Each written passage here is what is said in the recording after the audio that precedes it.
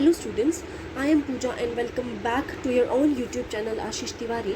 आज का video international business subject के स्टूडेंट्स के लिए most important and exam focused video होने वाला है। आज के इस वीडियो में मैं आपके लिए लेकर आई हूँ 10 most important questions with answers जिनका आना आपके एग्ज़ाम में बहुत ज़्यादा जिनके आने के चांसेस काफ़ी ज़्यादा हैं। ठीक है, ये क्वेश्चंस स्टूडेंट मैंने कोई रैंडमली नहीं उठाए हैं, बल्कि आपके previous year papers, important topics और टीचर सजेशन के बेसिस पर इन्हें केयरफुली सेलेक्ट किया गया है।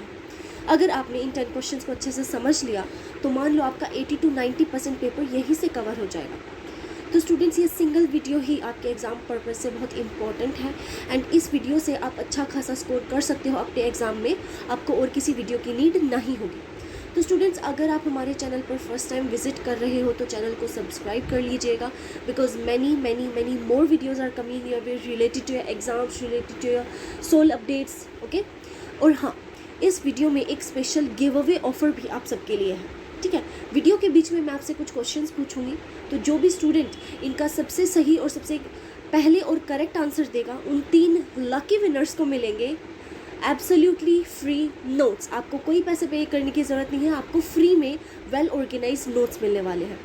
और ये विनर निकलते ही इन्हें अनाउंस किया जाएगा व्हाट्सएप एंड टेलीग्राम चैनल पर, तो आप वहाँ से जो है विजिट कर सकते हो।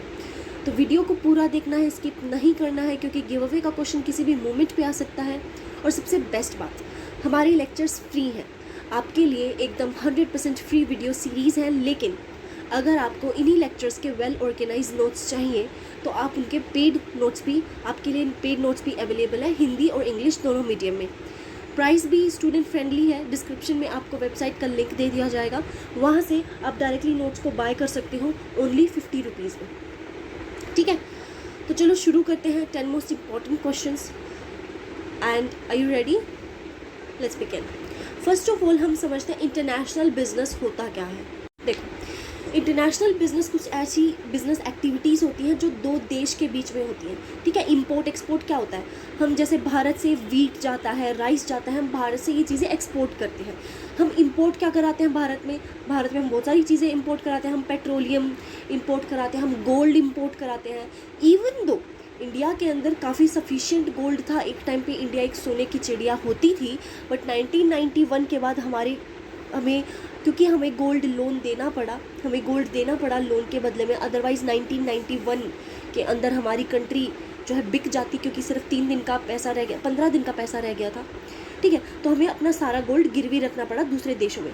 तो अब सिर्फ भारत 1 साल के अंदर 1 टन गोल्ड प्रोड्यूस करता है, और हम कितना इंपोर्ट कराते हैं? 700 से 900 ton, 700 to 900 ton India gold import कराता है। ठीक है, चलो भाई, अब शुरू करते हैं पहले क्वेश्चन पे। What is international business and why is it important in today's global economy? आज की ग्लोबल इकोनॉमी के अंदर बिजनेस क्यों ज़रूरी है? What do you mean bye international business? Explain various factors influencing international business. देखो, एक ग्लोबलाइजेशन और इंटरनेशनल बिजनेस बहुत ही ज़्यादा इंपॉर्टेंट है। मैं आपको रीज़न बताती हूँ क्यों।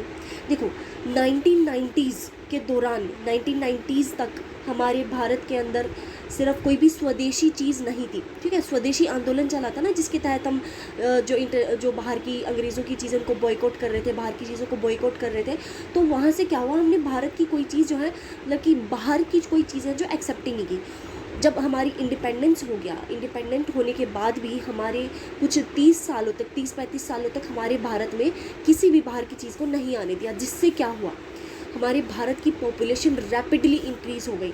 1950s to 1980s तक हमारे भारत की पॉपुलेशन बहुत यू कैन 200 से 300 गुना हमारी पॉपुलेशन बढ़ गई। पॉपुलेशन के अंदर राइज हुआ, इन अनएम्प्लॉयमेंट हुआ, क्योंकि कोई भी ऐसी मतलब कि कुछ ही थी, जैसे कि टाटा स्टील है, बस कुछ ही थी जो कि एम्प्लॉयमेंट देती थी। हमारे अदरवाइज़ एम्प्लॉयमेंट की कमी हो गई थी, स्टैंडर्ड ऑफ लिविंग बहुत कम हो गया था। ठीक है, हॉस्पिटल्स नहीं थे, इंफ्रास्ट्रक्चर नहीं था, तो सब कुछ कोलैप्स होने लग गया उस टाइम पे। फिर भारत ने 1990s के दौरान, जब हमारे भारत बिकने वाला था, तो उस टाइम पे हमने कुछ चेंजेस लाए। हमने सबसे पहले हमारा गोल्ड गिरवी रखा, और फिर हमने भारत को ओपन कर दिया इंटरनेशनल मार्केट के लिए ओपन कर दिया, जहाँ से कंपनीज़ यहाँ पर आकर इस्टेब्लिश होने लगी, जिससे एम्प्लॉयमेंट बढ़ा।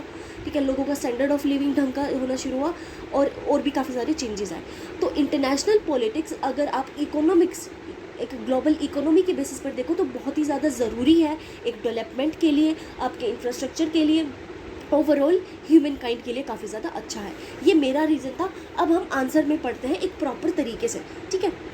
चलो भाई, इंटरनेशनल बिजनेस यानी कि all business activities that take place between 2 और मोर कंट्रीज़, 2 या 2 से ज़्यादा कंट्रीज़ के बीच में जो भी आपस में लेन देन होता है उसे बिजनेस एक्टिविटी कहते हैं, ठीक है, इंटरनेशनल बिजनेस कहते हैं। इसके अंदर आता है buying selling of goods and services, goods and services को खरीदना बेचना, transfer of technology, investment and exchange of information across international, national या इंटरनेशनल बाउंड्रीज, ठीक है। आज की ग्लोबल इकोनॉमिक के अंदर business is not limited to one country only. आज के टाइम पे इस बिजनेस सिर्फ एक कंट्री से लिमिटेड नहीं हो गया है।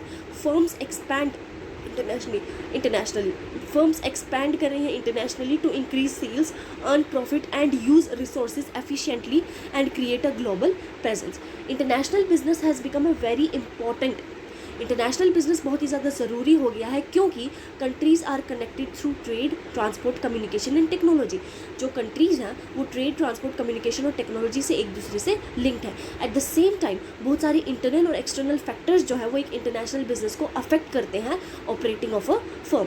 ये जो फैक्टर्स हैं ये डिसाइड करते हैं whether a company will succeed और face difficulties in foreign markets. और ये जो फैक्टर्स हैं ये डिसाइड करते हैं कि जब एक कंपनी फॉरेन मार्केट के अंदर जाएगी वो सक्सीड हो गया, उसको दिक्कत सहन करनी पड़ेगी। मेन बॉडी पे आते हैं economic factors. Economic conditions of a country strongly influence international business. एक कंट्री की इकोनॉमिक कंडीशन काफ़ी ज़्यादा इन्फ्लुएंस करती है उसके इंटरनेशनल बिजनेस को। इसके अंदर आता है income level of people, inflation, exchange rates, demand and supply, interest rates and economic growth. क्योंकि देखो आप सामने वाले को, ठीक है, फॉर एग्जांपल आप व्यापार कर रहे हो, आपके सामने एक इंसान खड़ा है, तो आप इंसान की कंडीशन के हिसाब से उसे पैसा दोगे, चाहे आप उसकी कितनी ही वैल्यूएबल चीज़ क्यों ना ले रहे हो। आपको पता है कि ये इंसान डेस्परेट है, ठीक है, हालांकि जो चीज़ जो आपको दे रहा है वो है तो 5 लाख की, लेकिन क्योंकि आपको पता है ये इंसान डेस्परेट है, मैं इसको जितना भी दूंगा ये खुशी खुशी ले लेगा, आप उसको 1 लाख दे रहे हो, ठीक है। तो इसीलिए एक कंट्री का इकोनॉमिक कंडीशन काफ़ी ज़्यादा बड़ा पार्ट प्ले करता है जब आप जो है इंटरनेशनल ट्रेड के अंदर जाते हैं। If a country has stable economic condition, अगर स्टेबल इकोनॉमिक कंडीशन और स्ट्रॉन्ग परचेजिंग पावर है तो companies get better opportunities there, वहाँ पर अच्छी अपॉर्चुनिटीज़ आपको मिलती हैं, ठीक है। Currency exchange rate also matters around, currency exchange rate बहुत ज़्यादा मैटर करता है। Changes in exchange rate affects prices, ठीक है। अगर एक्सचेंज रेट के अंदर चेंज होता है तो आपकी प्राइस पर, profit, cost of import export, इन सब पर फर्क पड़ता है। Economic growth in a country increases demand for products and services. अगर किसी कंट्री की इकोनॉमिक ग्रोथ अच्छी हो रही है तो वहाँ पर डिमांड जो है प्रोडक्ट्स और सर्विसेज की वो बढ़ जाएगी, जहाँ से which encourages firms to enter that market, और वहाँ से वो फर्म्स को एनकरेज करेगी मार्केट के अंदर एंटर करने के लिए। Therefore, economic conditions play a important role in deciding international business operations, ठीक है। Political and legal factors. Political stability and government policies directly affect international business. Political stability और government policies काफ़ी ज़्यादा affect करते हैं international business को। एक company जो है ऐसी कंट्रीज़ को प्रेफर करती है जहाँ पर गवर्नमेंट स्टेबल है और पॉलिसीज़ क्लियर है, ठीक है। फ्रीक्वेंट पॉलिसी चेंजेस, जब पॉलिसी बार बार चेंज हो रही है, पॉलिटिकल कॉन्फ्लिक्ट हो रहे हैं, तो ट्रेड रिस्ट्रिक्शंस काफ़ी बढ़ जाती हैं जिससे अनसर्टेनिटी आती है और बिजनेस अपॉर्चुनिटीज़ कम हो जाती है। देखो भारत के अंदर ना हम, ठीक है, हम इकोनॉमी हमारी बढ़ रही है वो बहुत अच्छी बात है, लेकिन कुछ लेवल पर हमारी सरकार इतनी ज़्यादा गिर गई है कि आप बिलीव नहीं करोगे। एक इंसान जिसके पास खेत है, जो कि अपने खेत में कुछ बनाना चाहता है, कुछ शोरूम खोलना चाहता है, कुछ कमा के खाना चाहता है, वहाँ पर CLU इतनी लगाई गई है। CLU क्या होता है, ठीक है। देखो CLU देखो ये एक डॉक्यूमेंट होता है, ठीक है, जहाँ पर गवर्नमेंट आपको परमिशन देती है। ये सिर्फ उस लैंड के लिए होता है जो रोड साइड पर होती है, ठीक है। ये आपका मेन रोड है, कोई भी हाईवे है, और यहाँ पर जो ज़मीन है ना वो मान लो आपकी है, तो इस ज़मीन पर कुछ भी बनाने के लिए ना आपको CLU लेना पड़ेगा, जहाँ पर बेसिकली इसके द्वारा गवर्नमेंट आपको परमिट करती है कि आपके पास पूरी अथॉरिटी है इस ज़मीन पर कुछ भी खोलने की, तो वो CLU आपको लेनी पड़ती है, ठीक है। ये CLU बनवाने में ही एक इंसान के 15-20 लाख खर्च हो जाते हैं। 15-20 लाख। एक चीज़ बताओ, एक इंसान जिसके पास इनहेरेंटली ये ज़मीन है, ठीक है, उसको उसके परिवार से मिली है ये ज़मीन, एक नॉर्मल इंसान जिसका 15-20 लाख में पूरा का पूरा इंफ्रास्ट्रक्चर यहाँ पर बनकर बना खड़ा हो जाए, वो चीज़ उसको गवर्नमेंट में पे करनी पड़ रही है, इतने ज़्यादा हाई। और ऊपर से करप्शन इतना ज़्यादा कि हर चलते फिरते इंसान को पैसा खिलाना पड़ता है। जो भी PN को भी मुझे लगता है आजकल पैसा खिलाना पड़ता है, क्योंकि जब तक आप PN को नहीं खिलाओगे वो आपका नंबर नहीं आने देगा बड़ी अथॉरिटी के पास, और बड़ी अथॉरिटी आती है फिर वो अपना पैसा वसूलेगी। तो ये एक सबसे नेगेटिव फैक्टर लगता है मुझे। एक दूसरा ट्रेड एक्सचेंज, ठीक है। देखो हमारी इंडिया के टैरिफ्स काफ़ी ज़्यादा हैं। टैरिफ्स यानी कि भाई कोई भी चीज़ जो है इंपोर्ट होकर आती है हमारे देश में, तो उसके लिए ना आपको कुछ गवर्नमेंट को पैसा पे करना पड़ता है, ठीक है। चलो पैसा पे करना पड़ता है, ठीक है, लेकिन कुछ ऐसी चीज़ें होती हैं जिनके लिए हमारी गवर्नमेंट इतने फालतू के खर्चे मांगती है। जैसे कि भाई कोई MRI मशीन इंपोर्ट करा रहा है, कोई हॉस्पिटल, कोई MRI मशीन क्यों इंपोर्ट कराएगा? क्योंकि भाई इंसानों को सीरियस प्रॉब्लम है और MRI की मेंटेनेंस करना बहुत मुश्किल होता है। एक ऐसी मशीन जो कि ऑलरेडी बहुत खर्चीली है, उस पर गवर्नमेंट 5-10 लाख का टैक्स लगाती है कि भाई आपने इंपोर्ट कराया, आप इसका टैक्स पे करो। और वही अब जब 5-10 लाख, जब इतना पैसा हॉस्पिटल लगा रहा है, तो क्या नॉर्मल पब्लिक के लिए वो उसी चीज़ को महंगा नहीं करेगा क्या? ठीक है। तो ये कुछ चीज़ें हैं जहाँ पर हमारी गवर्नमेंट भी बहुत पीछे है एंड सुधरना चाहिए। बाकी तो देखते हैं क्या होता है, ठीक है। तो देखो जहाँ पर भी वापस टॉपिक पर आते हैं, फ्रीक्वेंट पॉलिसी चेंजेस होते हैं, पॉलिटिकल कॉन्फ्लिक्ट होते हैं, तो उससे ट्रेड पे बहुत ज़्यादा फ़र्क पड़ता है और बिजनेस अपॉर्चुनिटीज़ पे भी काफ़ी ज़्यादा फ़र्क पड़ता है। लीगल रूल्स जो है बहुत ही ज़्यादा इंपॉर्टेंट होते हैं। हर एक कंट्री का अपना एक लॉ है टैक्सेशन को लेकर, इंपोर्ट एक्सपोर्ट, लेबर को लेकर और फॉरेन इन्वेस्टमेंट को लेकर। Firms must allow these rules. Firms के पास कोई ऑप्शन नहीं है, उन्हें अलाउ करना पड़ेगा इन रूल्स को while operating internationally. If legal systems are supported, अगर लीगल सिस्टम सपोर्टिव है तो बिजनेस ईजियर हो जाता है। लेकिन अगर स्ट्रिक्ट लॉज और गवर्नमेंट रिस्ट्रिक्शन काफ़ी ज़्यादा है तो प्रॉब्लम बढ़ जाती है और फिर कॉस्ट बहुत ज़्यादा बढ़ जाती है। Social and cultural factors.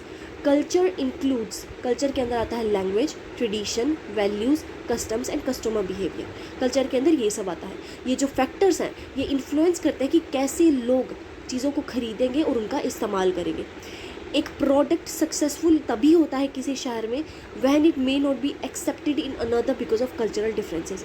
एक जो product successful in one country, हाँ जा देखो अगर कोई प्रोडक्ट एक कंट्री के अंदर सक्सेसफुल है तो ज़रूरी नहीं है कि दूसरी में भी सक्सेसफुल हो कल्चरल डिफरेंसेस की वजह से, ठीक है। हाँ जी। Language barriers can also create communication problem. अब लैंग्वेज बैरियर है तो कम्युनिकेशन प्रॉब्लम होगी बायर्स और सेलर के बीच में। कंपनीज एंटरिंग इंटरनेशनल मार्केट्स, जो भी कंपनीज इंटरनेशनल मार्केट्स में जाती हैं they must understand local culture and customs preference, ठीक है, customer preference. When firms respect cultural differences, जब कोई भी फर्म कल्चरल डिफरेंसेस को रिस्पेक्ट करती है and adapt products accordingly, they build stronger relationships and improve there chances of success. वो stronger relationships को बिल्ड करते हैं और अपनी सक्सेस के चांसेस बढ़ा लेते हैं, ठीक है। Technological and transport factors. Technology उसने जो है इंटरनेशनल मार्केट्स में काफ़ी ज़्यादा जल्दी और आसान जो है चीज़ों को बनाया है। Internet, digital communication, online banking and advance production methods जो हैं वो कंपनीज़ की हेल्प करते हैं ऑपरेशंस को कंट्रीज़ के बीच में स्मूथली करने के लिए। Technology also improves efficiency and reduces cost. Technology जो है वो एफिशिएंसी बढ़ाती है और कॉस्ट कम होती है। Transport and logistics are equally important, ठीक है। Better roadways, ports, air transport and shipping facilities help for move goods quickly from one country to another. If transport is costly, अगर transport costly है या ज़्यादा slow है तो business operations difficult हो जाते हैं। तो modern technology का और strong transport system का एक बहुत बड़ा role है international trade और expansion में। Competitive and global factors.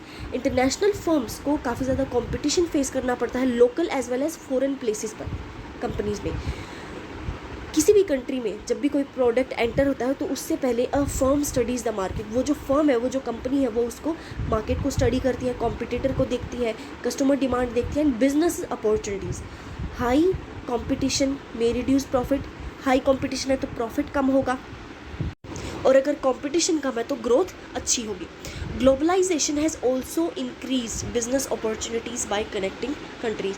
Globalisation ने भी बिजनेस अपॉर्चुनिटीज़ को काफ़ी ज़्यादा बढ़ाया है कंट्रीज़ को कनेक्ट करके। Free trade agreements, international organisations and global markets जो हैं वो एनकरेज करती हैं फर्म्स को वर्ल्ड वाइड एक्सपैंड होने के लिए।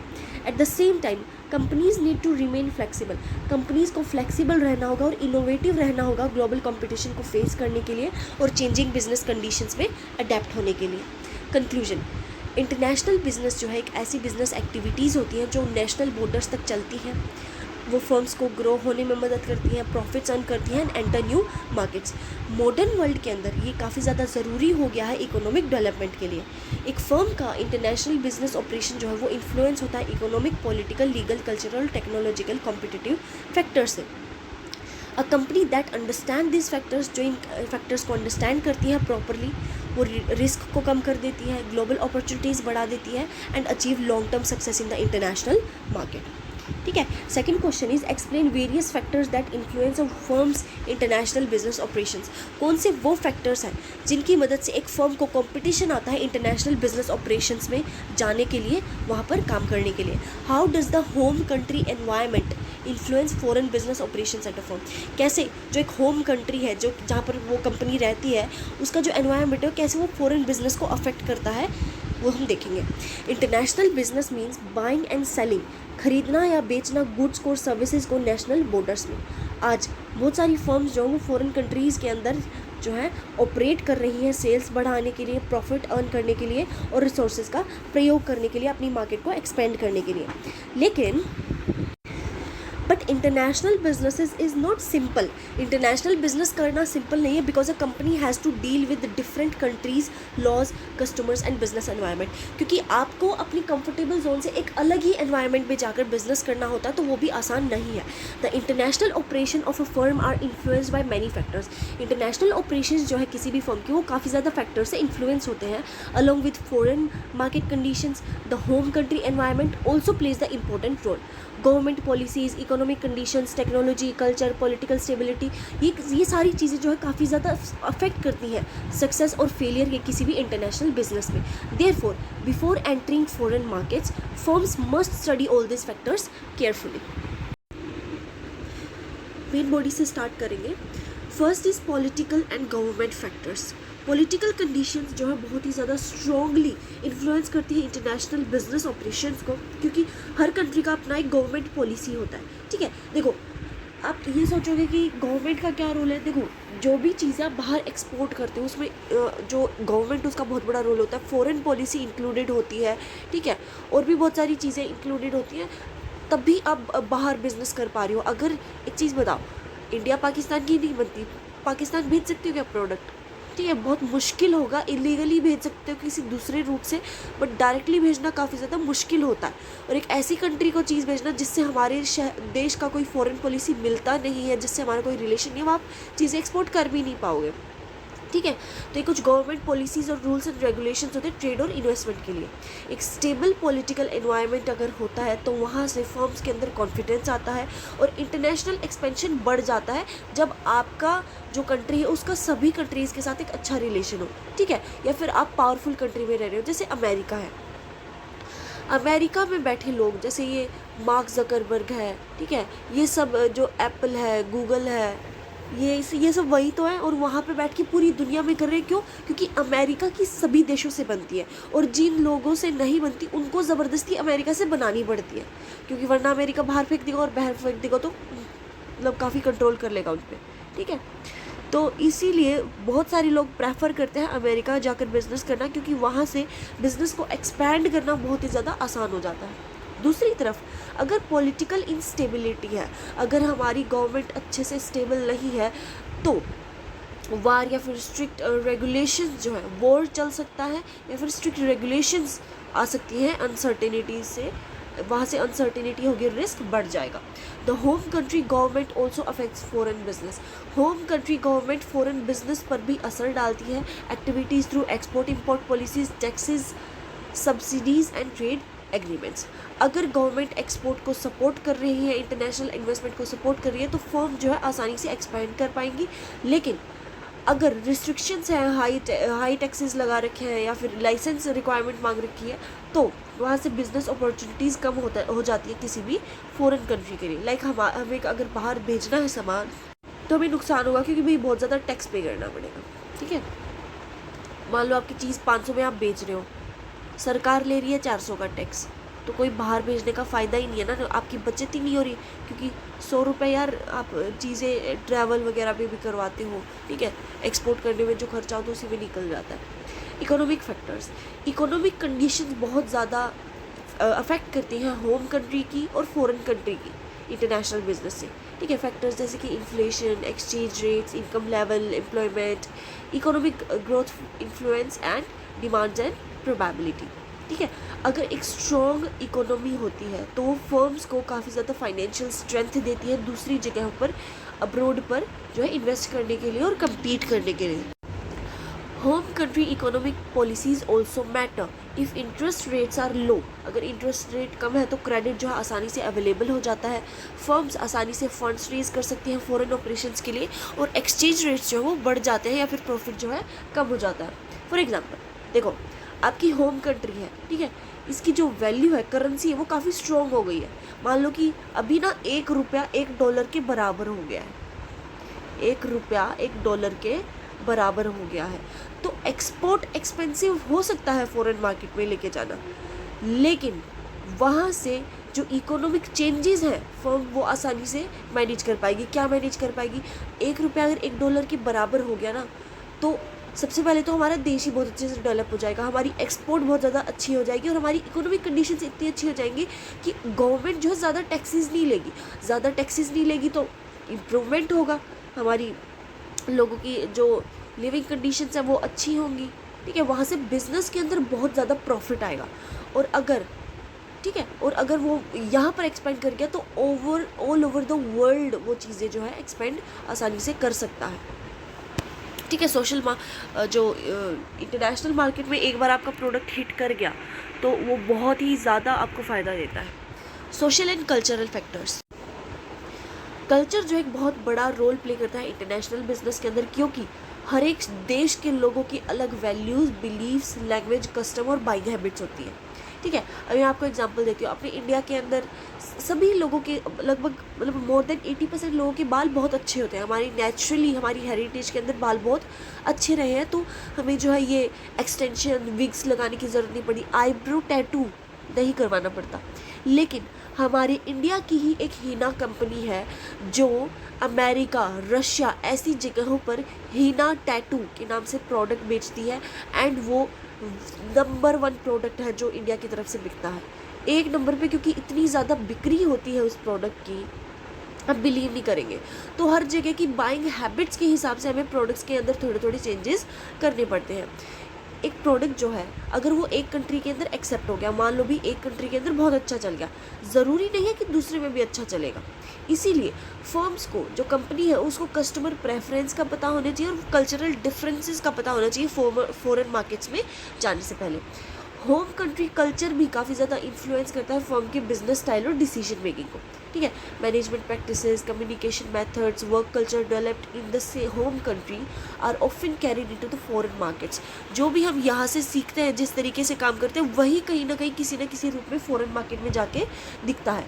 अगर एक फर्म कल्चर डिफरेंसेस को अच्छे से समझती है और उसी के अकॉर्डिंग काम करती है तो वो एक अच्छा कस्टमर रिलेशनशिप बनाती है और इंटरनेशनली भी सक्सेस अचीव करती है। Technological and competitive factors, technology ने आज इंटरनेशनल बिजनेस को काफ़ी ज़्यादा फास्टर और ईजियर बना दिया है। Modern communication, transport, internet, digital payment system, ये जो है फर्म्स को कनेक्ट करते हैं कस्टमर से, और आप वर्ल्ड वाइड सप्लायर भी हो सकते हो। कंपनीज जो है वो एडवांस टेक्नोलॉजी का इस्तेमाल करते हैं प्रोडक्शन को बढ़ाने के लिए, कॉस्ट को कम करने के लिए, and compete better in the international market. Home countries technological development also give firms an advantage. जब आपकी होम कंट्री के अंदर अच्छा खासा डेवलपमेंट चल रहा होता है तो वो भी एक जो है एडवांटेज देता है। ठीक है, टेक्नोलॉजिकल एडवांसमेंट चल रहा है, अगर फर्म के पास एक्सेस है रिसर्च करने की, इनोवेट करने की और बेटर इंफ्रास्ट्रक्चर उनके पास अवेलेबल है, तो वो फॉरेन मार्केट्स के अंदर आसानी से एंटर कर सकते हैं स्ट्रॉन्ग प्रोडक्ट और एफिशिएंट सर्विसेज के साथ। कंपटीशन एक को बहुत ही इंपॉर्टेंट है क्योंकि फर्म्स को डोमेस्टिक और ग्लोबल कॉम्पिटिटर्स दोनों जगह मिलते हैं। इंटरनेशनली सर्वाइव करने के लिए उन्हें क्वालिटी, प्राइस और इनोवेशन को मेंटेन करके रखना पड़ेगा। Legal and environmental factors, legal factors जो है इसके अंदर लॉज आते हैं ट्रेड से, labour, taxation, foreign investment, patents और कंज्यूमर प्रोटेक्शन को लेकर। ठीक है, ये सारे कुछ लॉज होते हैं। अलग अलग लीगल सिस्टम जो है वो बिजनेस ऑपरेशंस को कभी कभी अफेक्ट करता है आपकी फॉरेन कंट्रीज़ के अंदर। फर्म्स को ये सारे के सारे लीगल रिक्वायरमेंट्स को फॉलो करना पड़ेगा, किसी भी पेनल्टी से बचने के लिए और एक स्मूथ ऑपरेशन चलने के लिए। एनवायरमेंटल कंडीशंस जो है वो बहुत ही ज़्यादा इंपॉर्टेंट होती है।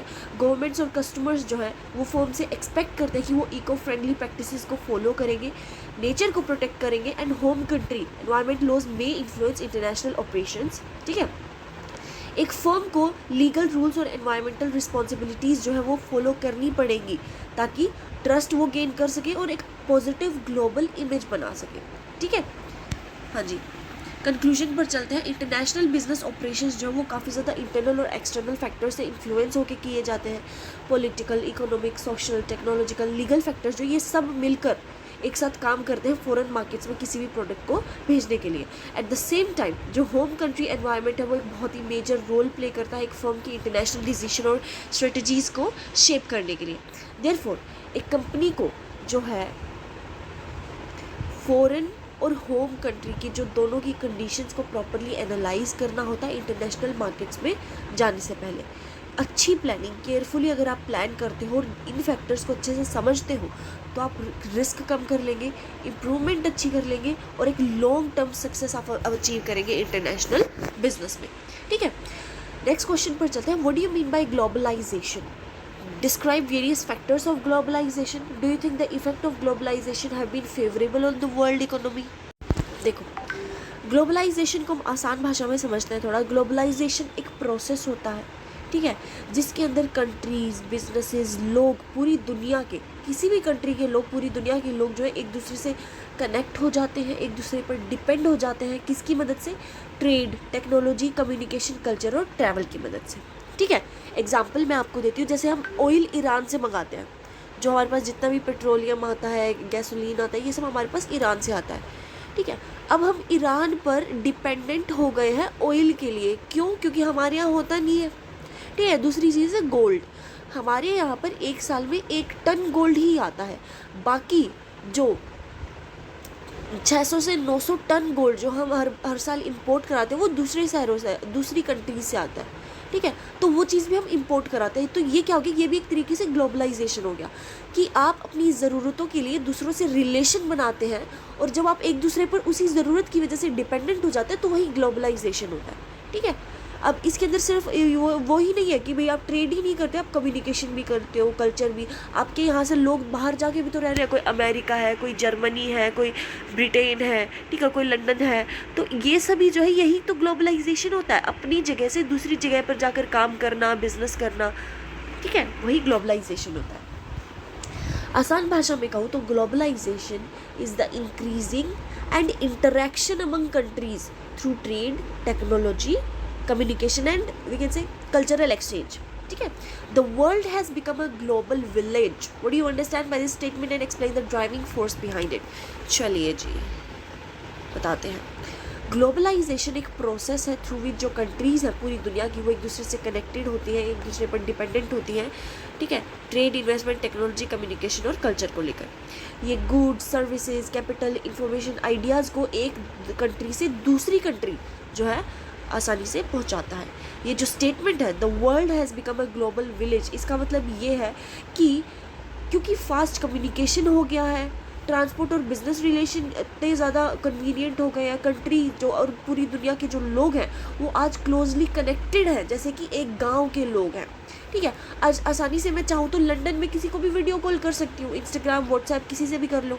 ठीक है, तो यही एक कि कम्युनिकेशन इतना आसान हो गया, ऐसे लगता है कि वो इंसान मेरे पास ही है। आजकल क्या होता है कि हमारे घर वाले कभी कभी, जैसे हम घर से कभी दूर आते हैं तो जब भी मन करे मम्मी को वीडियो कॉल कर लो, ऐसा लगता ही नहीं कि दूर है। ठीक है, हाँ वैसे डिस्टेंस फील होगा बट जब बात होती है तो ऐसा लगता है कि करीब है। तो वही डेफिनेशन है कि दूर होते हुए भी आज हमारे पास टेक्नोलॉजी इतनी अच्छी है कि पास लगता है और उसी को ही ग्लोबल विलेज कहा गया है। अ डिसीजन और event in a country can quickly affect the other country. एक कंट्री का डिसीजन जो है दूसरी कंट्री को आसानी से अफेक्ट कर सकता है। ग्लोबलाइजेशन ने दुनिया की इकोनॉमी को बहुत ज़्यादा चेंज कर दिया है क्योंकि इंटरनेशनल ट्रेड बढ़ गया है और ज़्यादा बिजनेस अपॉर्चुनिटीज़ आ गई हैं। तो बहुत सारी many economic, technological, political forces have helped this process grow rapidly. ठीक है, इन सब का बहुत बड़ा हाथ है इकोनॉमी, टेक्नोलॉजिकल, पॉलिटिकल फोर्सेस का आज की ग्रोथ को बढ़ाने के लिए। मेन बॉडी पर चलते हैं, टेक्नोलॉजिकल एडवांसमेंट। टेक्नोलॉजी एक बहुत बड़ा ड्राइविंग फोर्स है ग्लोबलाइजेशन का। Development of internet, computer, mobile phones, digital communication, इन सब ने आसान बना दिया है लोगों के लिए और बिजनेसेस के लिए दूसरी कंट्रीज़ तक ट्रैवल करना और अपने बिजनेस को ट्रेड करना।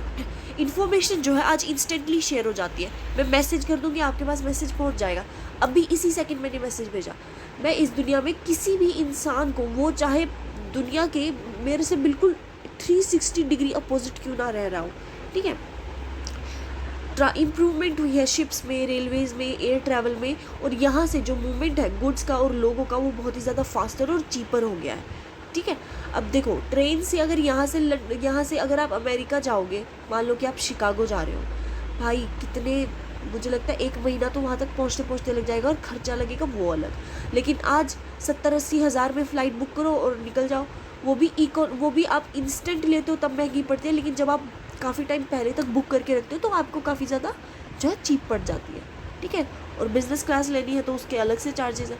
तो आप कंफर्टेबली देखो ना, बैठे बैठे एयरप्लेन में आपको एक जहाज़ उड़ा के ले जाएगा, और भाई वो लगभग जो जहाँ से जहाँ तक आपको ट्रेन में पहुँचने में 1-1.5 महीना 2 महीने लग सकते थे, 8-9 घंटे में आपको वहाँ पे पहुँचा देगा, ठीक है। तो ये सब जो है काफ़ी ज़्यादा फास्ट हो गया और यहाँ से मूवमेंट जो है आसान हुई है लोगों की, और काफ़ी ज़्यादा गुड्स की, और काफ़ी ज़्यादा चीप भी हुई है। टेक्नोलॉजी की वजह से कंपनीज जो है अपने बिजनेस को बहुत सारे कंट्रीज़ के अंदर आसानी से मैनेज कर पा रही है एक ही टाइम पे, और यहाँ से ग्लोबल ट्रेड बढ़ा है और strengthen the international business relations. Liberalisation of trade and investment, एक और जो सबसे बड़ा फोर्स है ग्लोबलाइजेशन के पीछे वो है लिबरलाइजेशन। देखो लिबरलाइजेशन का मतलब होता है गवर्नमेंट की रिस्ट्रिक्शंस को कम करना, कि भाई गवर्नमेंट आपके ऊपर रिस्ट्रिक्शंस कम कर रही है और आपको बिजनेस फ्रीडम दे रही है ऑपरेट करने के लिए, ठीक है। तो एक और जो सबसे बड़ा फोर्स है ग्लोबलाइजेशन के पीछे वो लिबरलाइजेशन है। बहुत सारी कंट्रीज़ ने अपने ट्रेड बैरियर्स को हटा दिया है, जैसे tariffs, Kota's and restrictions on import and export पर रिस्ट्रिक्शंस काफ़ी ज़्यादा कम करती हैं, जिससे बिजनेस करना जो है और भी ज़्यादा आसान हो गया है। यहाँ से इंटरनेशनल ट्रेड बहुत ज़्यादा आसान हो गया है। Government have also allowed foreign companies to invest in these economies, government ने अलाउ किया है बहुत सारी कंपनीज़ को उनकी इकोनॉमीज़ में इन्वेस्ट करने के लिए। यहाँ से क्या हुआ है, मल्टीनेशनल कंपनीज जो हैं उन्होंने अपना बिजनेस एक्सपैंड किया है different parts of the world में। लिबरलाइजेशन ने कंपटीशन बढ़ाया, ठीक है, प्रोडक्शन बढ़ाई अच्छी की, और open international market for the companies और firms. Role of multinational corporations and global institutions, multinational corporations ने एक बहुत बड़ा रोल प्ले किया है ग्लोबलाइजेशन को बढ़ाने के लिए, ठीक है। ये जो कंपनीज़ है ये प्रोडक्ट्स को बनाती है, बेचती है बहुत सारे देशों में, और वहाँ की इकोनॉमीज़ को कनेक्ट करती है इन्वेस्टमेंट और एम्प्लॉयमेंट के थ्रू। इंटरनेशनल इंस्टीट्यूशंस जैसे कि World Trade Organization, World Bank, International Monetary Funds, IMF, ठीक है, ये भी ग्लोबलाइजेशन को सपोर्ट करते हैं। वो एनकरेज करते हैं फ्री ट्रेड को, फाइनेंशियल कोऑपरेशन को और इकोनॉमिक डेवलपमेंट को among Nations. Their policies and agreements have helped countries participate more actively in the world economy, ठीक है। Cultural and social interaction, globalisation is not limited to, अभी ये सिर्फ business के लिए ही लिमिटेड नहीं हो गई है, ये कल्चरल एक्सचेंज में भी काफ़ी ज़्यादा बढ़ गई है कंट्रीज़ के अंदर। Television, movies, social media, tourism के थ्रू लोग जो है लाइफस्टाइल के बारे में जानते हैं, दूसरे शहरों के ट्रेडिशंस और प्रोडक्ट्स ऑफ देयर नेशंस, ठीक है। अब देखो कल्चरल सोशल इंटरेक्शन कैसे हुआ है, यहाँ से हमारे लोग बाहर जाते हैं, बाहर के लोग यहाँ आते हैं, यहाँ के लोगों को जानते हैं, ठीक है। तो ये जो चीज़ें हैं ये हमारा कल्चरल और सोशल इंटरेक्शन काफ़ी ज़्यादा अच्छा कर देती है, ठीक है। ये जो सोशल इंटरेक्शन है ये अवेयरनेस बढ़ाता है और अंडरस्टैंडिंग बढ़ाता है कंट्रीज़ के बीच में। बिजनेस भी काफ़ी ज़्यादा बेनिफिट होता है क्योंकि वो उन प्रोडक्ट्स को इंट्रोड्यूस करते हैं इंटरनेशनल मार्केट्स में जो कस्टमर को अच्छी लगेंगी, वहाँ के कस्टमर जो प्रेफर करेंगे, ठीक है। यहाँ से दुनिया जो है काफ़ी ज़्यादा जो है वो कनेक्ट हो गई है like a global village. Effects of globalisation on the world economy, globalisation के काफ़ी ज़्यादा फेवरेबल इफ़ेक्ट हुए हैं वर्ल्ड इकोनॉमी पर। ट्रेड बढ़ गया है, प्रोडक्शन बढ़ गया है, एफिशिएंसी बढ़ गई है, एम्प्लॉयमेंट अच्छी खासी बढ़ गई है, इनोवेशन हो गया है। तो कस्टमर्स के पास कॉम्पिटिटिव प्राइसेस पे बहुत ज़्यादा चॉइसेस है। आज शैम्पू लेने जाओ 1000-2000 प्रोडक्ट मिल जाएंगे, कोई इंसान कंपेयर करते करते पागल हो जाएगा, ठीक है। तो developing countries receive foreign investment and gain access to the better technology. ठीक है, अब ये तो फायदे हो गए। एट द सेम टाइम कुछ चैलेंजेस भी इनको फेस करनी पड़ते हैं, जैसे कि अनइक्वल डिस्ट्रीब्यूशन ऑफ बेनिफिट्स। कभी कभी जितना पैसा आता है उसको इक्वली डिवाइड ना करके मतलब कहीं आगे पीछे हो जाता है, और छोटे बिजनेसेस पर काफ़ी ज़्यादा प्रेशर होता है, जहाँ से जो इकोनॉमिक डिपेंडेंस है वो ग्लोबल मार्केट्स पर बढ़ जाती है। स्टिल ओवरऑल ग्लोबलाइजेशन ने काफ़ी मदद की, इकोनॉमिक ग्रोथ की और कॉपरेशन बढ़ाई है नेशंस के अंदर। यहाँ से बेटर अपॉर्चुनिटीज़ मिली है इंटरनेशनल बिजनेस और डेवलपमेंट को। इन कंक्लूजन, ग्लोबलाइजेशन एक ग्रोइंग कनेक्शन है कंट्रीज़ के बीच में through trade, technology, investment and cultural exchange. इसने दुनिया को काफ़ी ज़्यादा क्लोजली लिंक्ड बना दिया है और created the idea of a global village. Technological progress जो कि liberalisation, multinational companies, global institution and social interaction जो है वो मेन ड्राइविंग फोर्स है इसके पीछे। ऑल्दो कुछ प्रॉब्लम्स आज भी हैं, ठीक है, ऐसा नहीं है परफेक्ट हो गया, कुछ दिक्कत आज भी है, लेकिन जो ओवरऑल इम्पैक्ट है दुनिया की इकोनॉमी के ऊपर वो काफ़ी ज़्यादा पॉजिटिव है। इकोनॉमिक ग्रोथ बढ़ाया है, इंटरनेशनल कोऑपरेशन बढ़ाया है, बिजनेस अपॉर्चुनिटीज़ दुनिया के अंदर अच्छी की है, तो मैं कहूँगी काफ़ी ज़्यादा अच्छा प्रोसेस है। ठीक है, globalisation is a blessing as well as a curse. Comment on this statement. The objective of globalization is to derive maximum benefits of both globalization and localization. Discuss. चलिए भाई डिस्कस करते हैं। ग्लोबलाइजेशन का मतलब होता है कनेक्शन बढ़ाना और इंटरेक्शन बढ़ाना कंट्रीज़ के बीच में, ट्रेड, इन्वेस्टमेंट, टेक्नोलॉजी, कम्युनिकेशन और मूवमेंट ऑफ पीपल के थ्रू। यहाँ से इंटरनेशनल इकोनॉमी जो वो काफ़ी ज़्यादा कनेक्टेड हो गई और एक दूसरे पर डिपेंडेंट हो गई है।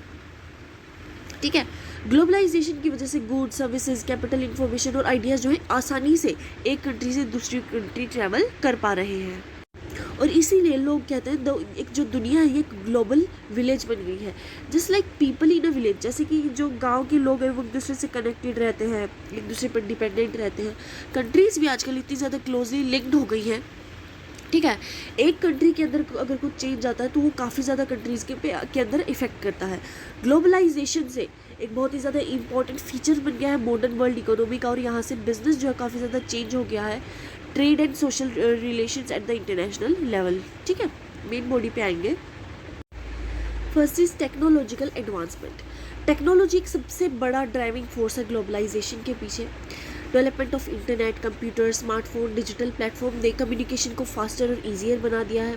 People and businesses can connect instantly with any part of the world. ठीक है, ट्रांसपोर्टेशन के अंदर भी इम्प्रूवमेंट आए हैं, फास्टर शिप्स हो गई है, रेलवे और एयरवे भी काफ़ी ज़्यादा अच्छी हो गई है। टाइम कॉस्ट जो है वो काफ़ी ज़्यादा कम हो गया है इंटरनेशनल ट्रेड के अंदर, क्योंकि प्रोसेस फास्ट हो गया है। जो चीज़ जो है 50 दिन के अंदर पहुंच रही थी, आज वो जो है 1 या 2 दिन, मैक्स टू मैक्स 3 दिन के अंदर पहुंच रही है। तो 50 दिन का पैसा और एक 2-3 दिन का पैसा, ठीक है, तो काफ़ी ज़्यादा इससे पॉजिटिव इफेक्ट आया है। टेक्नोलॉजी की वजह से कंपनीज जो है प्रोडक्शन, मार्केटिंग और कस्टमर सर्विसेज को काफ़ी ज़्यादा आसानी से मैनेज कर पा रही है।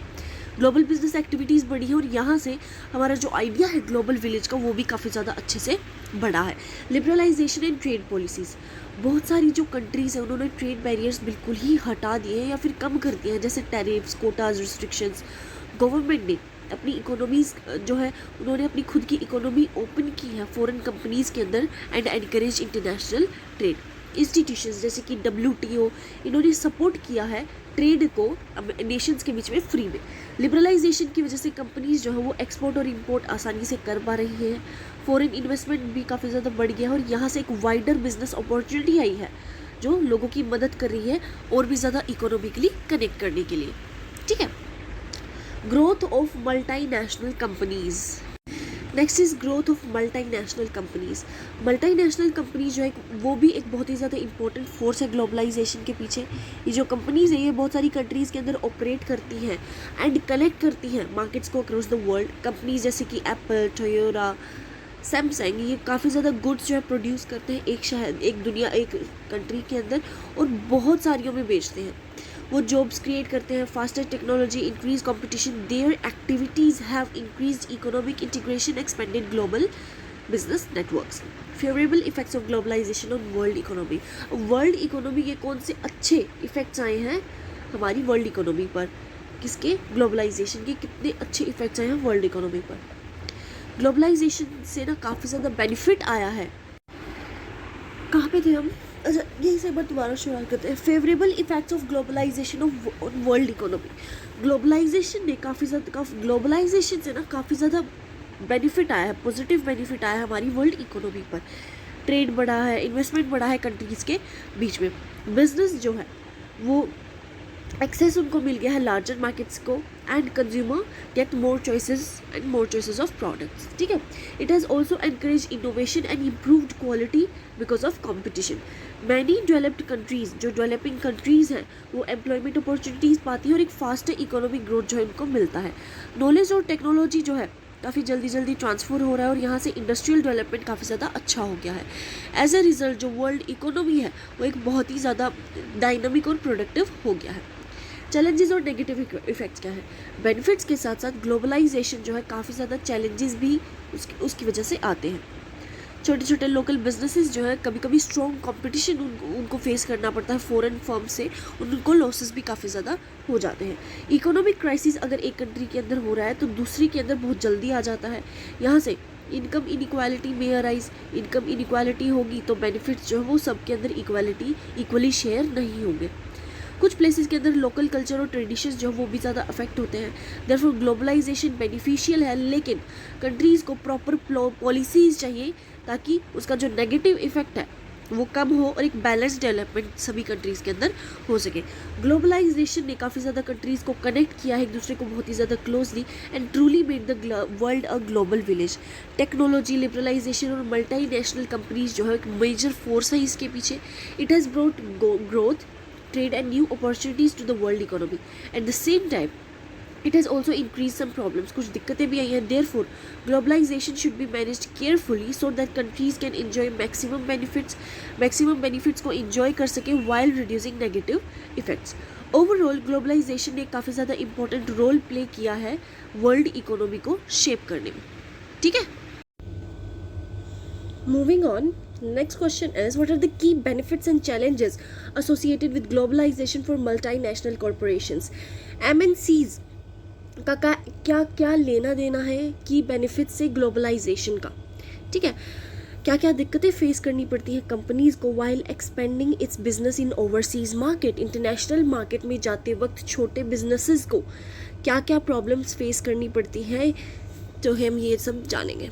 ठीक है, ग्लोबलाइजेशन का मतलब होता है कनेक्शन और इंटीग्रेशन, लेन देन बढ़ाना कंट्रीज़ के बीच में।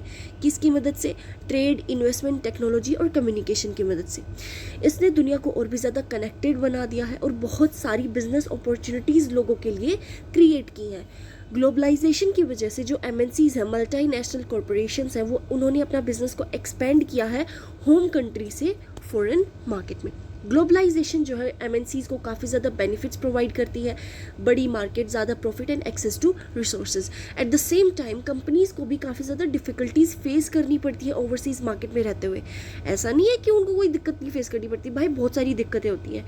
इसके अंदर लीगल इशूज़ भी हो सकते हैं, कल्चरल डिफरेंसेस, स्ट्रॉन्ग कॉम्पिटिशन भी हो सकता है। देयरफॉर ग्लोबलाइजेशन जो है अपॉर्चुनिटीज़ भी लेके आती है, लेकिन साथ में चैलेंजेस भी लेकर आती है। ठीक है, मेन बॉडी से स्टार्ट करेंगे। Access to the larger market and growth opportunities. एक मेजर बेनिफिट ग्लोबलाइजेशन का MNCs के लिए है कि वो उनको ना एक बहुत बड़ी इंटरनेशनल मार्केट की एक एक्सेस हो जाता है। ठीक है, एक कंपनी जो है सिर्फ एक ही कंट्री में सेल नहीं करती, लिमिटेड नहीं होती, बल्कि वो अपनी गुड्स और सर्विसेज को अपने कस्टमर्स तक पहुंचा सकती है कि दुनिया के किसी भी कोने में। यहाँ से सेल्स बढ़ेगी और एक कंपनी जो है बहुत ही ज़्यादा जल्दी फास्ट ग्रो करेगी। सैमसंग है, एप्पल है, आज वो इतना बड़ा ग्लोबल ब्रांड कैसे बना है? ऐसे ही तो बना, इंटरनेशनल मार्केट में आया। हर जगह, हर देश के अंदर आई थिंक रेयरली ही कोई कंट्री होगी, मुश्किल से, जिसके अंदर ये ब्रांड्स, एप्पल तो मतलब भी फिर भी लिमिटेड है, बट सैमसंग हर जगह पर फैला हुआ है। ठीक है, हावेवर एक फॉरेन मार्केट के अंदर एंटर करना आसान नहीं होता है। हर एक कंट्री के, अब भाई हर कंट्री के कस्टमर की अलग डिमांड होती है, बाइंग हैबिट्स अलग होती है और मार्केट कंडीशंस भी अलग होती है। एक प्रोडक्ट अगर एक कंट्री में सक्सेसफुल है तो ज़रूरी नहीं है कि वो दूसरी कंट्री में भी उतना ही सक्सेसफुल होगा। ठीक है, इसीलिए कंपनीज़ को समझना ज़रूरी है, फॉरेन मार्केट को एक्सपेंड करने से पहले कंपनीज़ को ज़रूरी है कि वो फॉरेन मार्केट को समझे, मार्केट बिहेवियर को समझे। Availability of low cost resources and production. Globalisation जो वो कंपनीज़ को अलाउ करता है कि वो अलग अलग कंट्रीज से रिसोर्सेज को यूज़ करें। MNC जो है वो बाय मटेरियल परचेज कर सकती है जहाँ पर प्राइस कम है, और एक प्रोडक्शन यूनिट भी अपनी अलग अलग कंट्रीज़ के अंदर खड़ी कर सकती है जहाँ पर लेबर कॉस्ट चीप होती है। ठीक है, यहाँ से प्रोडक्शन कॉस्ट कम होगा और प्रॉफिट ज़्यादा बढ़ेगा। लेकिन ओवरसीज़ ऑपरेशन जो है वो डिफ़िकल्टीज़ भी काफ़ी क्रिएट करते हैं। Transportation cost, delay in supply, dependence on foreign suppliers, ये जो है बिजनेसेस को काफ़ी ज़्यादा अफेक्ट करते हैं। अगर पॉलिटिकल और इकोनॉमिक कंडीशंस अनस्टेबल हो जाती हैं किसी कंट्री में तो प्रोडक्शन काफ़ी ज़्यादा डिस्टर्ब्ड हो जाता है। ठीक है, कल्चरल एंड लैंग्वेज डिफरेंसेस, जब कंपनीज इंटरनेशनल मार्केट में एंटर करती हैं तो वो लोगों के साथ डील करती हैं जो कि अलग कल्चर से हैं, ट्रेडिशन और लैंग्वेज से हैं। यहाँ से this diversity can be beneficial, ये डाइवर्सिटी बेनिफिशियल हो जाती है क्योंकि कंपनीज को नए नए आइडियाज़ सीखने का मौका मिलता है और अपनी प्रोडक्ट को लोकल नीड्स के अकॉर्डिंग इम्प्रूव करने का मौका मिलता है। एट द सेम टाइम जो कल्चरल डिफरेंसेस हैं वो एक बहुत बड़ा चैलेंज भी हो सकते हैं। Business communication, advertising style and customer expectations में भी डिफरेंट इन एवरी कंट्री। अगर एक company if a company fails to understand local culture, अगर वो लोकल कल्चर को अंडरस्टैंड नहीं कर पाती है तो वहाँ से कन्फ्यूजन होगा और damages its image in that market. Government rules and legal challenges, different countries के अलग अलग लॉ होते हैं टैक्सेशन, ट्रेड, लेबर और इंपोर्ट्स को लेकर। MNC जो है उनको फॉलो करना ही पड़ेगा वो सारे लीगल रूल्स। अगर इंटरनेशनली अगर आप कोई बिजनेस कर रहे हो, किसी मान लो कि आप जो है दुबई के अंदर बिजनेस करना चाहते हो तो भाई दुबई के सारे लीगल रूल आपको मानने पड़ेंगे वहाँ पर बिजनेस करने के लिए। वो कहेंगे कि भाई 1 घंटे के हमारे लेबर को तुम 5,000 रुपये दोगे, तो अगर आपको वहाँ कंपनी खोलनी है तो 1 घंटे का पैसा आपको मजदूर को 5,000 रुपये देना ही होगा। रूल्स फेवरेबल हैं तो कंपनीज आसानी से एक्सपेंड कर पाती हैं और अपना प्रॉफिट जो है वो बढ़ा पाती हैं। लेकिन अगर स्ट्रिक्ट गवर्नमेंट रेगुलेशंस हो जाती है तो वो भी एक बहुत बड़ी प्रॉब्लम हो सकती है। कंपनीज को हाई टैक्सेस पे करने पड़ते हैं, trade barriers and complex documentation and changing policies, ये जो लीगल रिक्वायरमेंट्स हैं यहाँ से कॉस्ट बढ़ जाती है और बिजनेस डिसीजंस के अंदर काफ़ी ज़्यादा डिले हो जाता है। Competition and business risk, globalisation से कंपटीशन बढ़ा क्योंकि बहुत सारे इंटरनेशनल फर्म्स अब सेम मार्केट में आ चुके हैं। यहाँ से इनोवेशन बढ़ा है, बेटर क्वालिटी के प्रोडक्ट्स आए हैं। MNC जो और भी ज़्यादा एफिशिएंट हो गई और उन्होंने अपनी सर्विसेज को बढ़ा जो है अच्छा कर लिया है कॉम्पिटिटिव रहने के लिए। नोकिया ने नहीं किया भाई, नोकिया बहुत अच्छा फ़ोन था, नोकिया का कीपैड वाला फ़ोन बहुत ज़्यादा अच्छा था। नोकिया ने लेकिन एक गलती कर दी, उन्होंने सोचा कि यार ये सब तो बड़ी स्क्रीन का फ़ोन बना रहे हैं लेकिन मैं छोटी का ही रखता हूँ, ये ज़्यादा बिकेगा, जो कि उसकी सबसे बड़ी गलती थी क्योंकि उसने टाइम के साथ इनोवेट नहीं किया। तो आज क्या नोकिया का कोई फ़ोन देखते हो किसी के हाथ में? नहीं होता है। हाउएवर कंपटीशन से प्रेशर भी आता है, कंपनीज़ को प्राइस वॉर, प्रॉफिट रिडक्शन, ये सब फेस करना पड़ता है। कंपटीशन के साथ साथ उनको करेंसी फ्लक्चुएशंस, ठीक है, इकोनॉमिक क्राइसिस और पॉलिटिकल इंस्टेबिलिटी भी ओवरसीज़ बिजनेस के अंदर एक बहुत बड़ा अफेक्ट डालती है। ये जो फैक्टर्स हैं ये इंटरनेशनल एक्सपेंशन को काफ़ी ज़्यादा चैलेंजिंग बना सकते हैं। टू कंक्लूड, ग्लोबलाइजेशन ने काफ़ी सारी अपॉर्चुनिटीज़ तो दी हैं मल्टीनेशनल कॉरपोरेशंस को by providing larger markets, low cost resources and international business growth. It has help companies expand and increase profit world wide. At the same time globalisation ने challenges भी create किए हैं जैसे cultural differences, legal problems, competition and business risk. Therefore companies must plan carefully, उनको carefully plan करना है और overseas market को अच्छे से समझना है। A business that manages both opportunities, दोनों अपॉर्चुनिटीज़ को, लोकल और ग्लोबल को, दोनों से अच्छे मैनेज कर ले और चैलेंजेस को भी, तो वो ग्लोबल मार्केट के अंदर सक्सीड हो जाती है। The main strength of MNC is their command of technology and innovation discuss। जो MNCs का जो इतना ज़्यादा इनोवेशन हुआ है वो सभी हुआ है टेक्नोलॉजी की मदद से। क्या ये बात सच है? डिस्कस कीजिए। Discuss important elements of culture and there impact on a firms international business operations. चलिए जी, इंटरनेशनल बिजनेस के अंदर MNC जो है एक बहुत बड़ा रोल प्ले करती है कंट्रीज़ को कनेक्ट करने में through trade, investment and business activities. Their success in foreign markets कुछ फैक्टर्स पर डिपेंड करती है। अमंग दीज टेक्नोलॉजी और इनोवेशंस को एक बहुत बड़ा मेजर स्ट्रेंथ माना गया है क्योंकि वो फर्म्स की, कंपनीज़ की मदद करते हैं उनके प्रोडक्ट को इम्प्रूव करने में, एफिशिएंसी बढ़ाने में और compete करने में, ग्लोबल लेवल पर compete करने में। Eight the same time culture का भी एक बहुत बड़ा इम्पैक्ट होता है इंटरनेशनल बिजनेस पर। हर कंट्री की अलग लैंग्वेज होती है, वैल्यूज़ होती है, ट्रेडिशंस और कंज्यूमर हैबिट्स होती हैं, तो कंपनीज़ को इन डिफरेंसेस को समझना होगा फॉरेन मार्केट में एंटर करने से पहले, ठीक है। देयरफॉर टेक्नोलॉजी और कल्चर अंडरस्टैंडिंग बहुत ही ज़्यादा ज़रूरी होती है एक successful international business operation conduct करने के लिए, ठीक है। First is technology and innovation as a major strength of MNC. एक सबसे बड़ी एमएनसी की जो स्ट्रेंथ है वो है उनका advance technology and innovative ability, ठीक है। जो लार्ज मल्टीनेशनल कंपनीज है वो बहुत बड़ी अमाउंट डालती हैं रिसर्च और डेवलपमेंट पे। आपको क्या लगता है ये जो आज आप ब्रेन वॉश कर रखा है बच्चों को कि कॉम्प्लान पियोगे तो बड़ी बड़ी हाइट होगी, ठीक है, पेडियाट्रिशियंस को बुला बुला कर ये बातें बुलवाते हैं, आपको क्या लगता है ये आपको ये सस्ता लगता है? भाई इतने का जितने का प्रोडक्ट बनता है उससे ज़्यादा महंगी तो ये मार्केटिंग करते हैं। हॉर्लिक्स, कॉम्प्लान ये ऐसे ही नहीं बना रखे हैं, ठीक है। इनके पीछे साइंटिस्ट बैठे होते हैं कि और साइकोलॉजिस्ट बैठे हैं कि इंसान के बिहेवियर को समझते हैं और वो चीज़ें वो आइडेंटिफाई करती हैं जिससे लोगों को मैनिपुलेट किया जा सके आपको वो चीज़ खरीदने के लिए, ठीक है। तो इतना ज़्यादा पैसा वो लगाते हैं रिसर्च के ऊपर कि इंसान को कैसे, या आपको एल्गोरिथम इंस्टाग्राम का ये सोशल मीडिया का ऐसे ही थोड़ी ना एल्गोरिथम कर रहा है। जो चीज़ देखते हो कितने लोग उसके पीछे बैठे हैं कि आपको वहाँ पर रखा जाए एंगेज्ड। 7-7, 8-8 घंटे लोग लगाते हैं फ़ोन देखने में। क्यों लगाते हैं भाई? पीछे कोई बैठा है जो मेक श्योर करे कि आप 7-8 घंटे उस चीज़ को देखो, ठीक है। ये तो नेगेटिव इफेक्ट। अब पॉजिटिव क्या है? अच्छी प्रोडक्ट बना सकते हो, प्रोडक्शन इंप्रूव कर सकते हो और कॉस्ट कम कर सकते हो। टेक्नोलॉजी जो हो कंपनीज़ की मदद करती है कम्युनिकेट फास्ट करने में, जल्दी कम्युनिकेशन करने में कि ताकि डिसीजंस इंस्टेंट लिया जा सके, ठीक है। ग्लोबल ऑपरेशंस को मेंटेन करने में और क्वालिटी स्टैंडर्ड्स को अच्छा रखने में। इनोवेशन की मदद से एमएनसीज जो है वो कॉम्पिटिटर्स से अहेड रह सकती हैं, आगे रह सकती हैं और नई मार्केट के अंदर आसानी से एक्सपेंड कर सकती हैं। तो यहाँ से उन्हें एक स्ट्रॉन्ग पोजीशन मिलती है इंटरनेशनल बिजनेस के अंदर। Language and communication in international business. Language एक बहुत इंपॉर्टेंट एलिमेंट है कल्चर का। हर एक कंट्री की खुद की लैंग्वेज होती है, स्टाइल ऑफ कम्युनिकेशन होता है। If a company does not understand the local language को अगर कोई कंपनी नहीं समझती तो उनको दिक्कत आती है एडवर्टाइज करने में, नेगोशिएट करने में एंड कस्टमर सर्विस प्रोवाइड करने में। गलत कम्युनिकेशन से कन्फ्यूजन बढ़ेगा और बिजनेस रिलेशनशिप पर भी असर पड़ेगा। एमएनसी ज़्यादातर जो है लोकल एम्प्लॉयज़ को हायर करती हैं, ट्रांसलेटर्स को, ताकि वो इफेक्टिवली कम्युनिकेट कर सकें, ठीक है। जो अच्छी कम्युनिकेशन है वो कंपनीज़ की मदद करती है ट्रस्ट बिल्ड करने में और आसानी से फॉरेन मार्केट्स के अंदर काम करने में। Values, beliefs, consumer behaviour. अलग कंट्री के लोगों की अलग वैल्यूज़ होती हैं, बिलीव्स होते हैं और यही जो है ये चीज़ें कहीं ना कहीं उनकी डायरेक्शन देती हैं प्रोडक्ट्स को बाय करने में। एक प्रोडक्ट जो कि पॉपुलर है एक कंट्री में ज़रूरी नहीं है कि वो दूसरी के अंदर होगा, क्योंकि कल्चरल डिफरेंसेस होते हैं।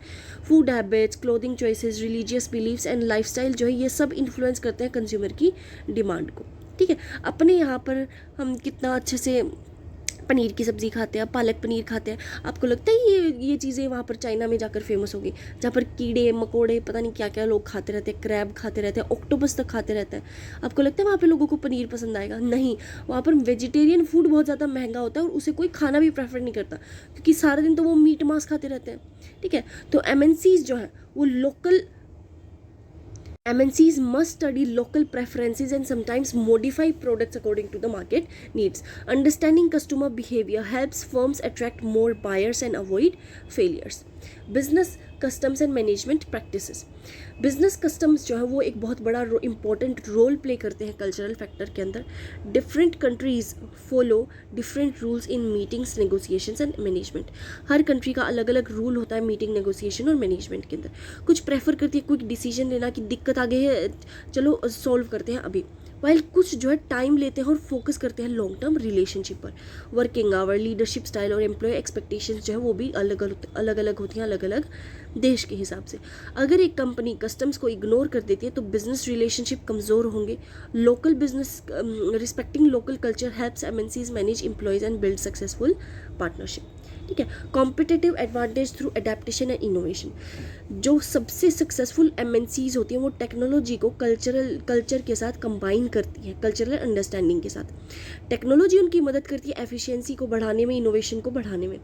While cultural adaptation helps them connect with customers के साथ कनेक्ट करती है। फॉर एग्जाम्पल कंपनीज में use advanced production technology use कर लेंगे, but still but change packaging को चेंज कर देंगे, मार्केटिंग को चेंज कर देंगे लोकल कल्चर से, ठीक है। ये जो है ये चीज़ें कंबाइन करती है कॉम्पिटिटिव एडवांटेज को। अच्छा ठीक है, देखो जैसे कि मैगी है, ठीक है, हमारे यहाँ पे ऐड कैसी चलाई जाती है, रिश्तों को मिलाए, पता नहीं ऐसे चलता है ना आजकल, कोई गाना आया है, रिश्तों को मिलाए दूरियों को हटाए, मैगी मैगी मैगी, या माँ के हाथ का स्वाद, 2 मिनट में नूडल्स, मैगी मैगी मैगी। मतलब कि मैगी को इस तरीके से बनाया गया कि जब आपके पास कोई ऑप्शन ना हो खाने को, रात के लेट हो गया तो मैगी आपके पास ऐसा ऑप्शन है जिसे आप खा सकते हो, ठीक है, क्योंकि यहाँ के लोगों को कल्चर ऐसा है, रात को कुछ भी खा लेंगे। यहाँ पर हेल्थ पे इतना कोई कॉन्शियस नहीं होता है, आजकल होने लगे हैं बट अभी भी कंपैरेटिवली बहुत कम है। लेकिन यही चीज़ अगर आपको यूरोप में सेल करनी है तो आप ये मैगी ऐसे नहीं बिकेगा, उनको अपना प्रोडक्ट अच्छा करना पड़ेगा, क्योंकि पहली बात तो वहाँ पे एडवर्टीजमेंट अलाउड ही नहीं है। प्रोडक्ट को देखेंगे, इंग्रेडिएंट्स के बेसिस पर वो प्रोडक्ट्स को सेलेक्ट करती हैं। तो इसीलिए मैगी अगर यहाँ पे सक्सेसफुल है तो ज़रूरी नहीं वहाँ पे भी हो, क्योंकि भाई वो तो देखते हैं ना, हम तो मैदा पाम ऑयल सब कुछ खा लेंगे, हम तो अपने शरीर को पता नहीं क्या कुछ भी नहीं समझते हैं, लेकिन वो लोग अपनी बॉडी को बहुत ज़्यादा इंपॉर्टेंस देते हैं। फर्म्स जो कि बैलेंस करती हैं इनोवेशन को कल्चरल सेंसिटिविटी के साथ, वो बहुत ज़्यादा सक्सेसफुल होती है इंटरनेशनल मार्केट्स के अंदर और अपना लॉन्ग टर्म ग्रोथ जो है वो अचीव करती हैं। टू कंक्लूड, टेक्नोलॉजी और इनोवेशन जो एक बहुत बड़ी मेजर स्ट्रेंथ है मल्टीनेशनल कॉरपोरेशंस की, क्योंकि वो एफिशिएंसी को इंप्रूव करते हैं, प्रोडक्ट क्वालिटी को एंड ग्लोबल कॉम्पिटिटिवनेस को। Eight the same time cultural elements जो है जैसे लैंग्वेज, वैल्यूज़, बिजनेस कस्टम्स काफ़ी ज़्यादा स्ट्रॉन्गली इन्फ्लुएंस करते हैं इंटरनेशनल बिजनेस ऑपरेशंस को। A company can succeed internationally succeed कर सकती है when it uses advance technology and also respect cultural differences. Therefore innovation और कल्चरल अंडरस्टैंडिंग दोनों ही बराबर की ज़रूरी है ग्रोथ के लिए और किसी भी एमएनसी की ग्लोबल मार्केट के अंदर सक्सेस के लिए, ठीक है। What are the main modes of entry for companies seeking to expand internationally. जो भी कंपनीज इंटरनेशनली एक्सपैंड करना चाहती है उनके कौन कौन से मोड्स होने चाहिए, कौन कौन सी प्रॉपर्टीज़ कैरेक्टरिस्टिक्स होनी चाहिए और वो अलग कैसे होती हैं, ठीक है। Explain various modes of entry along with their advantages and disadvantages. चलिए भाई, इंटरनेशनल बिजनेस का मतलब होता है खरीदना या बेचना गुड्स और सर्विसेज को नेशनल बॉर्डर्स के अंदर, ठीक है। जब एक कंपनी एक्सपेंड करना चाहती है अपने बिजनेस को फॉरेन कंट्रीज़ के अंदर तो इसे चूज़ करना पड़ता है right mode of entry. Mode of entry जो है डिपेंड करता है उन फैक्टर्स पर जैसे कि investment capacity, risk, government rules, control over business and long term objectives. हर एक कंट्री का जो एंट्री है वो उनके खुद के बेनिफिट्स और लिमिटेशंस के अकॉर्डिंग जो है उनका मोड डिसाइड किया जाता है। देयरफॉर कंपनी जो है अपनी नीड्स और बिजनेस कंडीशंस के अकॉर्डिंग मोड ऑफ एंट्री जो है डिफाइन करती है। चलो भाई, अब कुछ बच्चों को मोड ऑफ नहीं समझ में आएगा मोड ऑफ एंट्री क्या होता है, ठीक है। देखो मैं आपको बताती हूँ, मोड ऑफ एंट्री होता है भी प्रोडक्ट को किस तरीके से दूसरे देश में लाया जाए। भाई एक तो होता है फ्रेंचाइजी के थ्रू, ठीक है, जैसे मैकडोनल्ड्स है, ठीक है। मैकडोनल्ड्स क्या करता है, अपनी फ्रेंचाइज खोल देगा, एक आउटलेट यहाँ खोल दिया, एक इंडिया के अंदर खोल दिया, अमेरिका, यूएस, तमिलनाडु, महाराष्ट्र, दिल्ली, ठीक है, ऐसे ऐसे अपने आउटलेट खुलता रहता है ताकि वहीं से साथ के साथ प्रोडक्ट बनके बिकता रहे। और एक ऐसा होता है कि भाई होम कंट्री, जैसे सैमसंग है, ठीक है, सैमसंग के तो वैसे भी स्टोर्स खुले हुए हैं बट जो मेन प्रोडक्शन है उसका वो एक जगह से होम कंट्री से होकर आता है और होम कंट्री से ही बनके अलग अलग उन जगहों पर उनका फ़ोन भेजा जाता है, ठीक है। तो ऐसा होता है कि कोई चीज़ मतलब वो मार्केट के अंदर एंटर कैसे कर रही है, होम कंट्री से बनकर प्रोडक्ट्स बने बनाए आ रहे हैं या फिर वो अपना आउटलेट खोल रहे हैं और वहीं पर प्रोडक्ट बनाकर वहीं पर बेच रहे हैं, ठीक है। एक्सपोर्टिंग एक सबसे कॉमन और simplest mole of international entry है। इस मेथड के थ्रू एक कंपनी जो है गुड्स को अपनी होम कंट्री में बनाएगी और फॉरेन मार्केट के अंदर बेचेगी। ये डायरेक्ट एक्सपोर्टिंग भी हो सकता है जहाँ पर कंपनी जो है खुद से कंपनी सेल करती है या फिर इनडायरेक्ट एक्सपोर्टिंग होती है एजेंट्स और मिडलमैन के थ्रू। देखो ऐसा होता है सैमसंग खुद बना रही है और खुद का ही स्टोर खोल दिया, बन तो सैमसंग का साउथ कोरिया में रहा है फ़ोन, लेकिन स्टोर बन गया और स्टोर के अंदर फ़ोन पहुंचा दिया और सैमसंग का ही कोई एम्प्लॉय वहाँ के फ़ोन बेच रहा है, ऐसे, ठीक है। एडवांटेजेस क्या है, कम इन्वेस्टमेंट चाहिए दूसरे मेथड्स के बदले, कम रिस्क होता है क्योंकि प्रोडक्शन होम कंट्री के अंदर रहता है, स्टार्ट करना आसान हो जाता है और suitable for new firms entering the international market, ठीक है। कंपनीज की मदद करता है फॉरेन डिमांड को टेस्ट करने में लार्ज इन्वेस्टमेंट से पहले। डिसएडवांटेज होता है भी ट्रांसपोर्टेशन और शिपिंग कॉस्ट काफ़ी ज़्यादा होता है, इम्पोर्ट ड्यूटीज़ और टैक्सेस भी काफ़ी ज़्यादा होते हैं, कंपनी का कम कंट्रोल होता है मार्केटिंग और डिस्ट्रीब्यूशन पर, ठीक है, और प्रॉफिट मार्जिन्स कम हो जाते हैं इंटरमीडियरीज़ की वजह से। लाइसेंसिंग एंड फ्रेंचाइजिंग, लाइसेंसिंग का मतलब होता है जब एक कंपनी परमिशन देती है किसी फॉरेन कंपनी को उनके पेटेंट और ट्रेडमार्क और टेक्नोलॉजी का यूज़ कर वहाँ पर प्रोडक्ट बनाने में रॉयल्टी, ठीक है। फ्रेंचाइजिंग सिमिलर होती है बट इसके अंदर बिजनेस मॉडल, ब्रांड नेम और अपॉर्चुनिटी मेथड जो है वो सब सेम होते हैं। ये कॉमन होता है फूड चेन्स और सर्विस बिजनेस के अंदर, ठीक है। एडवांटेजेस, बहुत कम इन्वेस्टमेंट चाहिए होती है, ठीक है। Quick entry into the foreign markets, local partner जो है वो फॉरेन मार्केट को अच्छे से ज़्यादा समझते हैं। कंपनीज जो है वो रेगुलर इनकम को अर्न कर सकती हैं रॉयल्टी और फीस की मदद से, ठीक है। डिसएडवांटेजेस क्या होती हैं, ठीक है। लेस कंट्रोल, मतलब कि जो कंट्रोल है क्वालिटी और बिजनेस ऑपरेशंस पर वो काफ़ी ज़्यादा कम होता है, ठीक है। रिस्क रहता है मिसयूज़ का, कि भी टेक्नोलॉजी पर कोई मिसयूज़ कर सकता है, ब्रांड नेम का कोई गलत इस्तेमाल कर सकता है। फ्यूचर कंपटीशन जो है लाइसेंस की वजह से आ सकता है। ब्रांड रेपुटेशन भी कभी कभी अफेक्ट हो जाती है क्योंकि स्टैंडर्ड्स अगर पुअर हो, मान लो भाई एक्चुअल में तो प्रोडक्ट का स्टैंडर्ड कभी बहुत ज़्यादा हाई है, लेकिन वही प्रोडक्ट इंडिया में बन रही है और उसका स्टैंडर्ड बहुत ही गिरा दिया जाए तो वहाँ से भी एक बहुत ज़्यादा दिक्कत हो सकती है।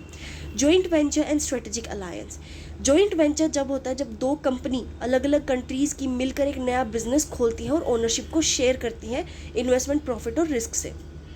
स्ट्रेटेजिक अलायंस का मतलब होता है कोऑपरेशन करना दो कंपनीज के बीच में विदाउट अ सेपरेट कंपनी। फिर रिस्क और इन्वेस्टमेंट शेयर होता है, ठीक है। लोकल पार्टनर्स जो है वो नॉलेज प्रोवाइड करते हैं मार्केट की और रेगुलेशन की। इजी एक्सेस हो जाता है डिस्ट्रीब्यूशन चैनल्स का और कस्टमर्स का। और कंबाइंड स्ट्रेंथ जो है दोनों कंपनी की एक कैपिटल, टेक्नोलॉजी और एक्सपीरियंस की तरह होती है, ठीक है। डिसएडवांटेजेस क्या होती हैं भाई, कॉन्फ्लिक्ट हो सकती है दोनों पार्टनर के बीच में, डिसीजन मेकिंग स्लो होता है क्योंकि दोनों का एग्रीमेंट चाहिए और एग्रीमेंट दोनों का होने से पहले दोनों अपनी पूरी जांच करेंगे। प्रॉफिट को शेयर करना पड़ेगा। कल्चरल और मैनेजमेंट डिफरेंसेस भी हो सकते हैं जहाँ से दिक्कत आ सकती है। होली ओन्ड सब्सिडरी, इस मेथड के अकॉर्डिंग एक कंपनी फॉरेन बिजनेस को फुल्ली ओन करती है कि भाई मेरा ही है, ठीक है। ये नई यूनिट को इस्टेब्लिश कर सकती है या फिर एग्जिस्टिंग कंपनी को अब्रॉड के अंदर बाय कर सकती है। पेरेंट कंपनी ही सभी एक्टिविटीज़ को, डिसीजंस को कंट्रोल करेगी। एडवांटेजेस क्या है, मैनेजमेंट और ऑपरेशंस पर पूरा control, entire profit belongs to the company, better protection of technology and business secrets, ठीक है। Helps building a strong long term position in the foreign market. Disadvantages क्या रहेंगी, काफ़ी ज़्यादा हाई इन्वेस्टमेंट चाहिए होता है, ठीक है। बिजनेस रिस्क भी काफ़ी ज़्यादा होता है। more exposure to political and economic changes and expansion process can be slow and difficult. Foreign direct investment and acquisition, FDI का मतलब होता है direct investment by a company. एक कंपनी डायरेक्ट इन्वेस्टमेंट कर रही है दूसरी कंट्रीज के अंदर, कैसे, फैक्ट्रीज, ऑफिसेज और एक्विजिशन ऑफ एग्जिस्टिंग फर्म्स की मदद से, ठीक है। फॉर एग्जांपल, ठीक है, देखो ऐसे करते हैं कि मैं मान लो कि सैमसंग का स्टोर हूँ, ठीक है। मैंने क्या किया, मैंने दूसरे देश के अंदर जाकर कोई स्टोर खरीद लिया, ठीक है, और वहाँ पे फिर मैं अपने प्रोडक्ट्स को सेल कर रहा हूँ, तो वो FDI हो गया जहाँ पर मैं डायरेक्ट चीज़ों को, एक जगह को खरीद के वहाँ पर अपने राइट्स को इस्टेब्लिश कर रहा हूँ। यहाँ से एक परमानेंट बिजनेस खड़ा हो जाता है फॉरेन मार्केट के अंदर। डायरेक्ट एक्सेस आपको मिल जाता है एडवांटेजेस में, लोकल कस्टमर्स और रिसोर्सेज का। इंपोर्ट ड्यूटीज़ आप अवॉइड कर सकते हो, ट्रेड बैरियर्स भी कम हो जाते हैं, ठीक है। मार्केट पोजीशन जो है काफ़ी ज़्यादा स्ट्रॉन्ग हो जाती है, बिजनेस ग्रोथ भी अच्छा खासा हो जाता है। improves global image and competitive advantage. Disadvantages क्या है, बाई हैवी कैपिटल इन्वेस्टमेंट चाहिए, बहुत ज़्यादा पैसा चाहिए। पॉलिटिकल इंस्टेबिलिटी है तो बिजनेस पर फ़र्क पड़ेगा। लीगल और एडमिनिस्ट्रेटिव प्रोसीजर्स जो वो काफ़ी ज़्यादा डिफिकल्ट हो जाते हैं। Managing foreign operations can be complex. To conclude, companies के अलग अलग मोड्स ऑफ एंट्रिंग होते हैं इंटरनेशनल मार्केट के अंदर, जैसे exporting, licence, franchising, joint venture and wholly owned subsidiaries. हर एक मेथड जो है इसके खुद के एडवांटेजेस और डिसएडवांटेजेस होते हैं in terms of cost, control and risk. एक company should select the most suitable mode entry according to its financial strength, business goals and foreign market conditions. The right choice helps the company grow successfully into the international business. ठीक है, discuss integration efforts among countries in Europe, North America and Asia. चलिए भाई discuss करते हैं। What is multilateralism? Explain the impact of regional economic grouping and multilateralism. International business has increased the need for countries to work together for trade. International business की वजह से companies को आना पड़ रहा है एक साथ ट्रेड, इन्वेस्टमेंट और इकोनॉमिक ग्रोथ के लिए। इसे अचीव करने के लिए बहुत सारे नेशंस जो है रीजनल ग्रुप से वो रीजनल ग्रुप बनाते हैं और मल्टीलेटरलिज्म को, एग्रीमेंट को फॉलो करते हैं। सबसे पहले मल्टीलेटरलिज्म का मतलब बताती हूँ मैं आपको। ठीक है, बहुत सारे स्टूडेंट को आता होगा, अब जिनको नहीं आता है वो ध्यान से सुनना। मल्टीलैटरलिज्म का मैं आसान भाषा में बताती हूँ। देखो, जब मल्टीलैटरलिज्म तब होता है जब बहुत सारी सेवरल कंट्रीज साथ में आती है किसी भी एक कॉमन प्रॉब्लम को सॉल्व करने के लिए और शेयर्ड गोल अचीव करने के लिए। ठीक है, मान लो भी 2 फ़ोन की कंपनीज हैं, ठीक है, उनका गोल है कि भाई कम से कम ना 1 महीने के अंदर 50,000 प्रोडक्ट्स उनके बिके। तो इस प्रॉब्लम को सोल्व करने के लिए दोनों इकट्ठे आएंगे कि चलो भी मेरा भी फ़ायदा हो जाएगा, तुम्हारा भी फ़ायदा हो जाएगा, एक साथ मिलके सॉल्यूशन ढूंढते हैं। ठीक है, तो वो मल्टीलैटरलिज्म हो गया। रीजनल इकोनॉमिक इंटीग्रेशन का मतलब होता है जब एक कंपनी पर्टिकुलर एरिया की अपने ट्रेड बैरियर्स को कम कर देती है एक दूसरे के साथ कोऑपरेट करने के लिए। मल्टीलैटरलिज्म का मतलब होता है बहुत सारी कंट्रीज जो एक साथ काम कर रही होती है कॉमन इंटरनेशनल रूल और इंस्टीट्यूशन को जो है उसको उसके अंदर काम करने के लिए। ये जो एफर्ट्स है ये ट्रेड को प्रमोट करते हैं, ठीक है, इकोनॉमिक रिलेशंस को इंप्रूव करते हैं and strengthens the global business. Europe, North America, Asia जो है बहुत बड़े एग्जाम्पल हैं जहाँ पर ऐसी कोऑपरेशन जो है वो स्ट्रांगली डेवलप हो जाती है। मेन बॉडी पर आएंगे। मीनिंग ऑफ मल्टीलैटरलिज्म है रीजनल इकोनॉमिक इंटीग्रेशन। मल्टीलैटरलिज्म जो है वो होता है it refers to the cooperation among many countries. बहुत सारी कंट्रीज के बीच में जो कोऑपरेशन होता है based on common rules agreements. It encourages free and fair trade. Free and fair trade को ये एनकरेज करता है, पीसफुल रिलेशन को एंड कलेक्टिव डेवलपमेंट को। इंस्टीट्यूशंस जैसे WTO सपोर्ट करते हैं मल्टीलैटरलिज्म को by creating trade rules for all member countries. Regional economic integration का मतलब होता है neighbouring countries come together and reduce restrictions. Neighbouring countries एक साथ आती हैं और रिस्ट्रिक्शंस को कम करती है ट्रेड और इन्वेस्टमेंट पर। ये जो ग्रुपिंग है ये मेंबर्स की हेल्प करती है जल्दी से जल्दी ग्रो करने में by increasing market size and improving cooperation. दोनों मल्टीलैटरलिज्म और रीजनल इंटीग्रेशन जो है इंटरनेशनल बिजनेस को सपोर्ट करती है और वर्ल्ड इकोनॉमी को और भी ज़्यादा कनेक्टेड बना देती है। इंटीग्रेशन एफर्ट्स इन यूरोप एक स्ट्रॉन्गेस्ट एग्जाम्पल है रीजनल इकोनॉमिक इंटीग्रेशन का। सबसे बड़ा एग्जाम्पल है यूरोपियन यूनियन। यूरोपियन कंट्रीज जो है ट्रेड बैरियर्स को कम करती हैं and created a common market and allowed easier movements of goods services and capital labour. बहुत सारी EU जो कंपनीज होती हैं, EU क्या होता है? यूरोपियन यूनियन, ठीक है। बहुत सारी यूरोपियन यूनियन कंट्रीज है, इन्होंने भी कॉमन करेंसी को अडोप्ट किया है, यूरो को, ठीक है, which made the trade payments easier. इस इंटीग्रेशन की मदद से बिजनेस कॉस्ट कम हो गई है, कंपटीशन बढ़ गया है और कंपनीज को लार्जर मार्केट में आने का मौका मिल गया है। यूरोपियन इंटीग्रेशन ने इंप्रूव किया है पॉलिटिकल स्टेबिलिटी का and it strengthened the economic cooperation among member Nations. ठीक है। इंटीग्रेशन एफर्ट्स इन नॉर्थ अमेरिका के अंदर important regional integration took place through agreement between United states, Canada and Mexico. ठीक है, इंपॉर्टेंट रीजनल इंटीग्रेशन जो है तब प्लेस हुआ जब एग्रीमेंट हुआ यूनाइटेड स्टेट्स, कनाडा और मैक्सिको के बीच में। इनका ऑब्जेक्टिव था ट्रेड को प्रमोट करना, बैरियर्स को कम करना और इन्वेस्टमेंट को बढ़ाना अमंग मेंबर कंट्रीज। ये जो कोऑपरेशन है इससे बिजनेस अपॉर्चुनिटी बढ़ी, ठीक है, कंपनीज की मदद हुई उनके प्रोडक्शन को और भी ज़्यादा एक्सपैंड करने में। इंडस्ट्रीज जैसे ऑटोमोबाइल्स, एग्रीकल्चर, टेक्नोलॉजी काफ़ी ज़्यादा बेनिफिट हुई इससे। ठीक है, North American integration also created employment and improved supply chain networks. At the same time कुछ कॉन्सर्न्स रेज हुए थे regarding the competition and pressure on local industries. Integration efforts in Asia जो है, Asia has also seen important regional economic cooperations through groups such as Asian and other trade partnerships. ये जो arrangements हैं, these were created to promote trade, investment, economic development among Asian nations. Asian nations के बीच में development को बढ़ाने के लिए ये कुछ इन चीज़ों को सपोर्ट किया गया था। एशियन इंटीग्रेशन ने इंडस्ट्रियल ग्रोथ को जो है काफ़ी ज़्यादा इंकरेज किया है। बहुत सारी इंडस्ट्रीज़ खुली हैं जहाँ से एक्सपोर्ट बढ़ा है, attracted foreign investment. It has also improved regional connectivity and strengthens business partnership. Since Asian countries are diverse in terms of economy and development, integration जो है स्लोवर है कंपेयर टू यूरोप, बट बहुत ही ज़्यादा important है regional growth और international business के लिए। Impact of regional economic groupings and multilateralism. Regional economic grouping और मल्टीलैटरलिज्म जो है एक मेजर इम्पैक्ट डालता है बिजनेस और वर्ल्ड इकोनॉमी में। ठीक है, उन्होंने ट्रेड को बढ़ाया है, टैरिफ्स को कम करके और रिस्ट्रिक्शंस को कम करके। बिजनेसेस को बड़ी मार्केट के अंदर आने का मौका मिला है और वहाँ से ट्रेड अपॉर्चुनिटीज़ काफ़ी ज़्यादा बढ़ी हैं। कंज्यूमर्स को भी बेनिफिट मिला है क्योंकि उन्हें ज़्यादा चॉइसेस और बेटर ऑप्शंस मिल रहे हैं। ठीक है, यहाँ से इंटरनेशनल कोऑपरेशन अच्छी होती है और पॉलिटिकल और इकोनॉमिक रिलेशंस भी अच्छे हो जाते हैं। हाउएवर चैलेंजेस हैं जैसे unequal benefits, pressure on weaker industries, differences in national interest. Even with these difficulties regional groupings जो और मल्टीलेटरलिज्म है वो एक बहुत इंपॉर्टेंट रोल प्ले करता है ग्लोबल इकोनॉमिक डेवलपमेंट में। To conclude, integration efforts Europe, North America और एशिया ने जो है डेवलप किया है कंट्रीज़ को, और यहाँ से स्ट्रेंथन हुआ है उनका ट्रेड और इकोनॉमिक रिलेशन। मल्टीलेटरलिज्म ने एक कॉमन सिस्टम क्रिएट किया है इंटरनेशनल कोऑपरेशन के लिए। ये जो अरेंजमेंट्स है ये बिजनेस एक्सपेंशन को सपोर्ट करती है, इन्वेस्टमेंट को एनकरेज करती है and connect world economies more closely. Therefore regional economic grouping and multilateralism are very important for international business and global development. Okay, so the next question is briefly explain the role of WTO in promoting trade liberalization, trade negotiation and resolving disputes. Okay, WTO World Trade Organization का क्या role है trade negotiation, liberalisation और resolving disputes के अंदर? ठीक है, explain the various function and scope of WTO।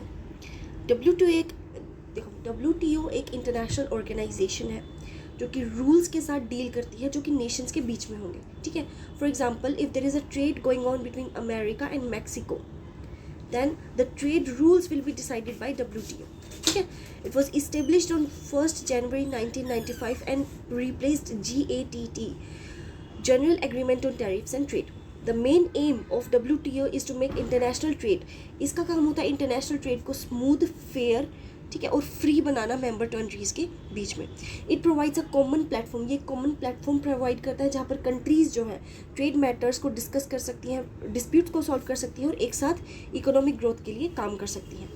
आज WTO जो है एक बहुत इंपॉर्टेंट रोल प्ले करता है इन ग्लोबल ट्रेड को बढ़ाने में, इकोनॉमिक कोऑपरेशन को अच्छा करने में।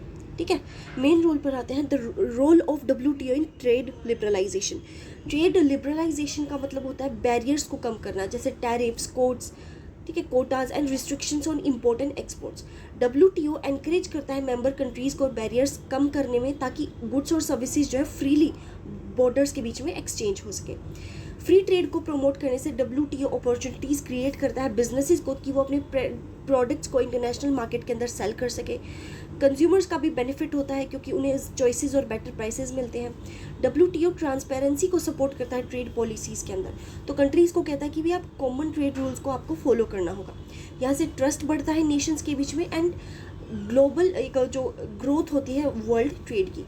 For developing countries also trade liberalisation creates chances to enter foreign markets and improve their economy. WTO as a platform for trade negotiation. एक सबसे इम्पोर्टेंट फंक्शन WTO का है प्लेटफॉर्म प्रोवाइड करना जहाँ पर मेंबर कंट्रीज़ आकर अपने ट्रेड एग्रीमेंट्स को नेगोशिएट कर सकें। ये नेगोशिएशंस जो है कंट्रीज़ की मदद करते हैं इंपॉर्टेंट ट्रेड इश्यूज़ को डिस्कस करने में एंड म्यूचुअल अंडरस्टैंडिंग से प्रॉब्लम को सॉल्व करने में। नेगोशिएशंस की मदद से कंट्रीज़ जो है रूल्स डिसाइड करती हैं related to agriculture, services, investment, imports and exports. WTO मदद करता है बैलेंस करने में the interest of developed and developing countries. हर एक नेशन के मेंबर को ये अपॉर्चुनिटी देता है अपने व्यूज़ को प्रेजेंट करने में। ठीक है, यहाँ से कोऑपरेशन अच्छा होता है और इंटरनेशनल ट्रेड रिलेशन भी अच्छा हो जाता है। The agreement made through WTO negotiation helps reduce conflicts and promote long term trade growth. Role of WTO in dispute settlement. Sometimes countries जो है डिसएग्री करती हैं एक दूसरे से trade regarding trade tariffs, subsidies and unfair trade practices. WTO एक dispute settlement system provide करता है ऐसी कॉन्फ्लिक्ट्स को पीसफुली सॉल्व करने के लिए। इस सिस्टम के अकॉर्डिंग अफेक्टेड कंट्रीज जो है अपनी अपनी कंप्लेन लिखती हैं, अपनी अपनी साइड को प्रेजेंट करती है और WTO दोनों इश्यूज़ को देखेगा और अकॉर्डिंग टू एग्री मतलब कि वो जो एग्रीड ट्रेड और रूल्स हैं उनके बेसिस पर एक फेयर डिसीजन लेगा। यहाँ से ट्रेड वॉर्स नहीं होंगे और राइट्स मतलब कि जो मेंबर नेशंस हैं उनके राइट्स को प्रोटेक्ट किया जाएगा। Because of this system countries trust WTO को ट्रस्ट करती हैं और ट्रेड एग्रीमेंट्स को फॉलो करती हैं मोर सीरियसली। यहाँ से स्टेबिलिटी बढ़ेगी and confidence in the international trade business. ठीक है, फंक्शंस ऑफ WTO बहुत सारी इंपॉर्टेंट फंक्शंस करता है for global economy. It monitors trade policies of member countries and ensures that the international trade rules are followed properly. It manages trade agreements between nations and helps their implementation. WTO also provides, WTO technical support भी provide करता है and training to developing and least develop countries, ठीक है, वो technical और support and training provide करता है least develop countries को, ताकि वो भी ऐसी ग्लोबल ट्रेड के अंदर इफेक्टिवली पार्टिसिपेट कर सकें, ठीक है। ये इंटरनेशनल इंस्टीट्यूट्स जैसे कि IMF, वर्ल्ड बैंक के साथ काम करता है इकोनॉमिक कोऑपरेशन के लिए। एक और इम्पॉर्टेंट फंक्शन है इस collecting and sharing trade related information, जो गवर्नमेंट की मदद करती है बेटर ट्रेड डिसीजंस को मनाने में।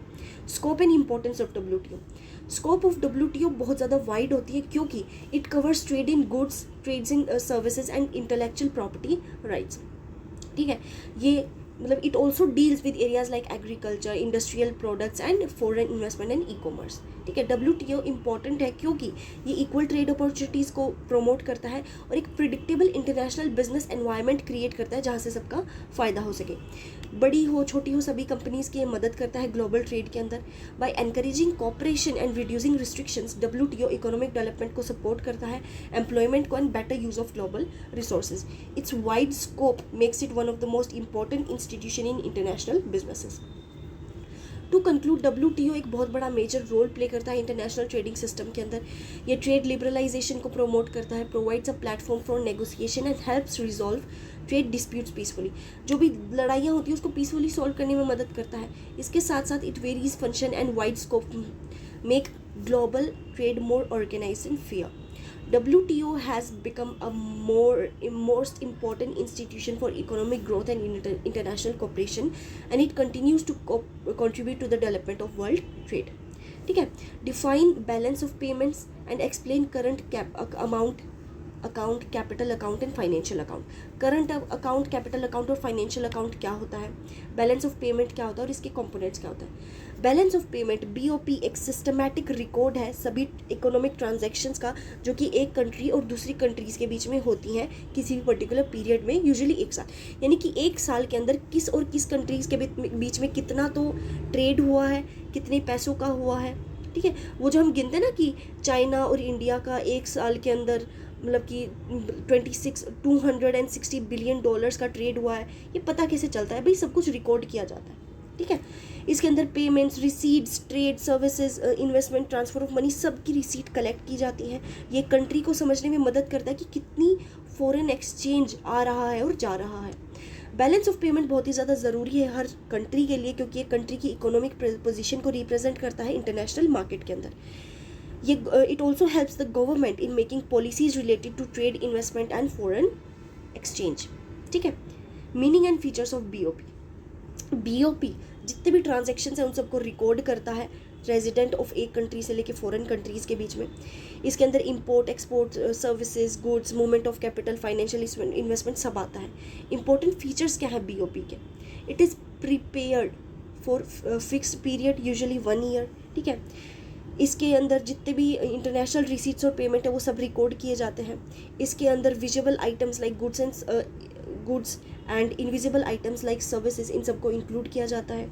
It helps in measuring foreign exchange position. It is an important indicator for economic growth and international trade. A favorable BOP means the country is receiving more foreign exchange. अगर favourable BOP है तो मतलब एक country के अंदर बहुत ज़्यादा foreign exchange हो रहा है, और जब एक अनफेवरेबल BOP होता है तो मतलब ज़्यादा पेमेंट जा रही है दूसरी कंट्रीज़ के अंदर, ठीक है। करंट अकाउंट वो सारे ट्रांजैक्शंस रिकॉर्ड होता है करता है जो कि गुड्स, सर्विसेज, इनकम और यूनिलेटरल ट्रांसफर से मतलब कि रिलेटेड होता है। करंट अकाउंट सभी ट्रांजैक्शंस को रिकॉर्ड करेगा जो कि गुड्स, सर्विसेज, इनकम और यूनिलेटरल अकाउंट से रिलेटेड होते हैं। ये रेगुलर ट्रांजैक्शंस होती हैं जो day to day international business के अंदर होती है। इसके अंदर आता है ट्रेड इन गुड्स, एक्सपोर्ट और import of products such as machinery, clothes, raw materials, trade in services जैसे banking, insurance, tourism and transport. Income receipts and payments होती हैं, interest, rent, wages, profits from abroad, ठीक है। And transfer payments भी होती हैं जैसे gifts, donation, remittance and pensions.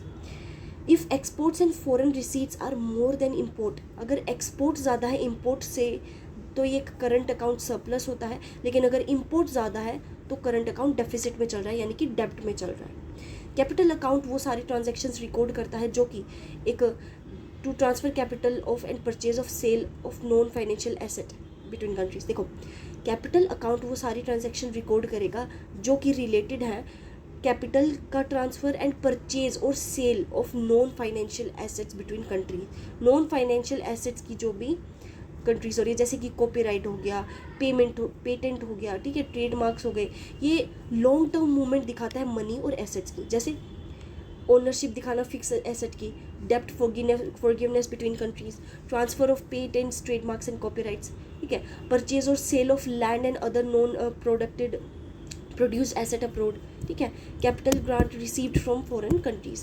Capital account एक जनरली स्मॉलर होता है compare to the current and financial accounts, but it is important in measuring changes in national assets, ठीक है। फाइनेंशियल अकाउंट वो सारी की सारी रिकॉर्ड करता है इंटरनेशनल फाइनेंशियल ट्रांजेक्शन्स जो कि इन्वेस्टमेंट और ओनरशिप से रिलेटेड होती हैं। It shows movement of money into and out of the country. इसके अंदर आता है फॉरेन डायरेक्ट इन्वेस्टमेंट, ठीक है, investment made by foreign companies in factories, जो भी इन्वेस्टमेंट फॉरेन कंपनीज करती हैं फैक्ट्रीज और बिजनेस के अंदर। पोर्टफोलियो इन्वेस्टमेंट के अंदर वो सारे शेयर्स और बॉन्ड जो खरीदे हैं फॉरेन कंट्रीज़ ने। लोन एंड बोरोइंग्स जो इंटरनेशनल इंस्टीट्यूशंस करते हैं।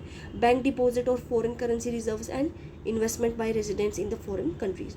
एक स्ट्रॉन्ग फाइनेंशियल अकाउंट मदद करता है इकोनॉमिक डेवलपमेंट के लिए, यहाँ से क्योंकि कैपिटल एम्प्लॉयमेंट और फॉरेन एक्सचेंज आता है।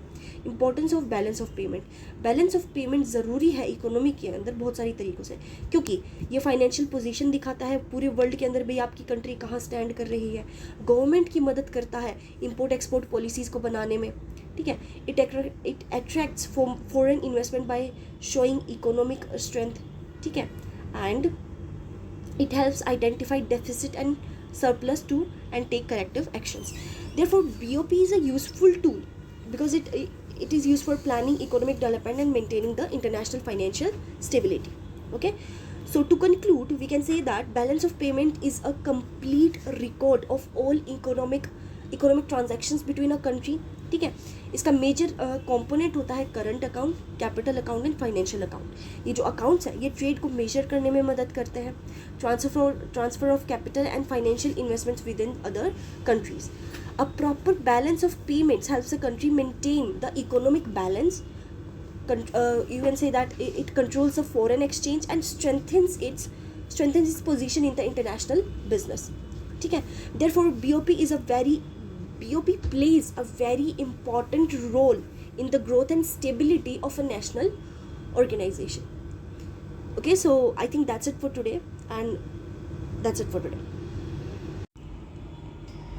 तो स्टूडेंट्स यहीं पर आपके 10 मोस्ट इंपॉर्टेंट क्वेश्चंस ख़त्म होते हैं, ठीक है। आई होप आपको सब कुछ अच्छे से समझ आएगा। ओके, सबसे पहले हम क्वेश्चन पूछ लेती हूँ मैं आपसे, 2 क्वेश्चन जिनसे आपको फ्री नोट्स मिलेंगे। What is WTO and what is its role in trade, ठीक है, इंटरनेशनल ट्रेड में उसका क्या इम्पोर्टेंस है, ठीक है। और व्हाट इज़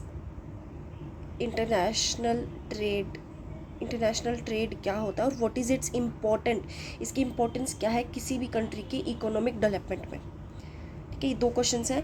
अगर आपने अच्छे से पढ़ा है तो आपको ज़रूर आपको ज़रूर ये अच्छे से आप आंसर कर पाएंगे, ठीक है। तो आई होप अगर आपको वीडियो पसंद आता है तो वीडियो को लाइक शेयर सब्सक्राइब कीजिएगा, because many more videos are coming your way. Till then, students, stay focused, study smart and crush your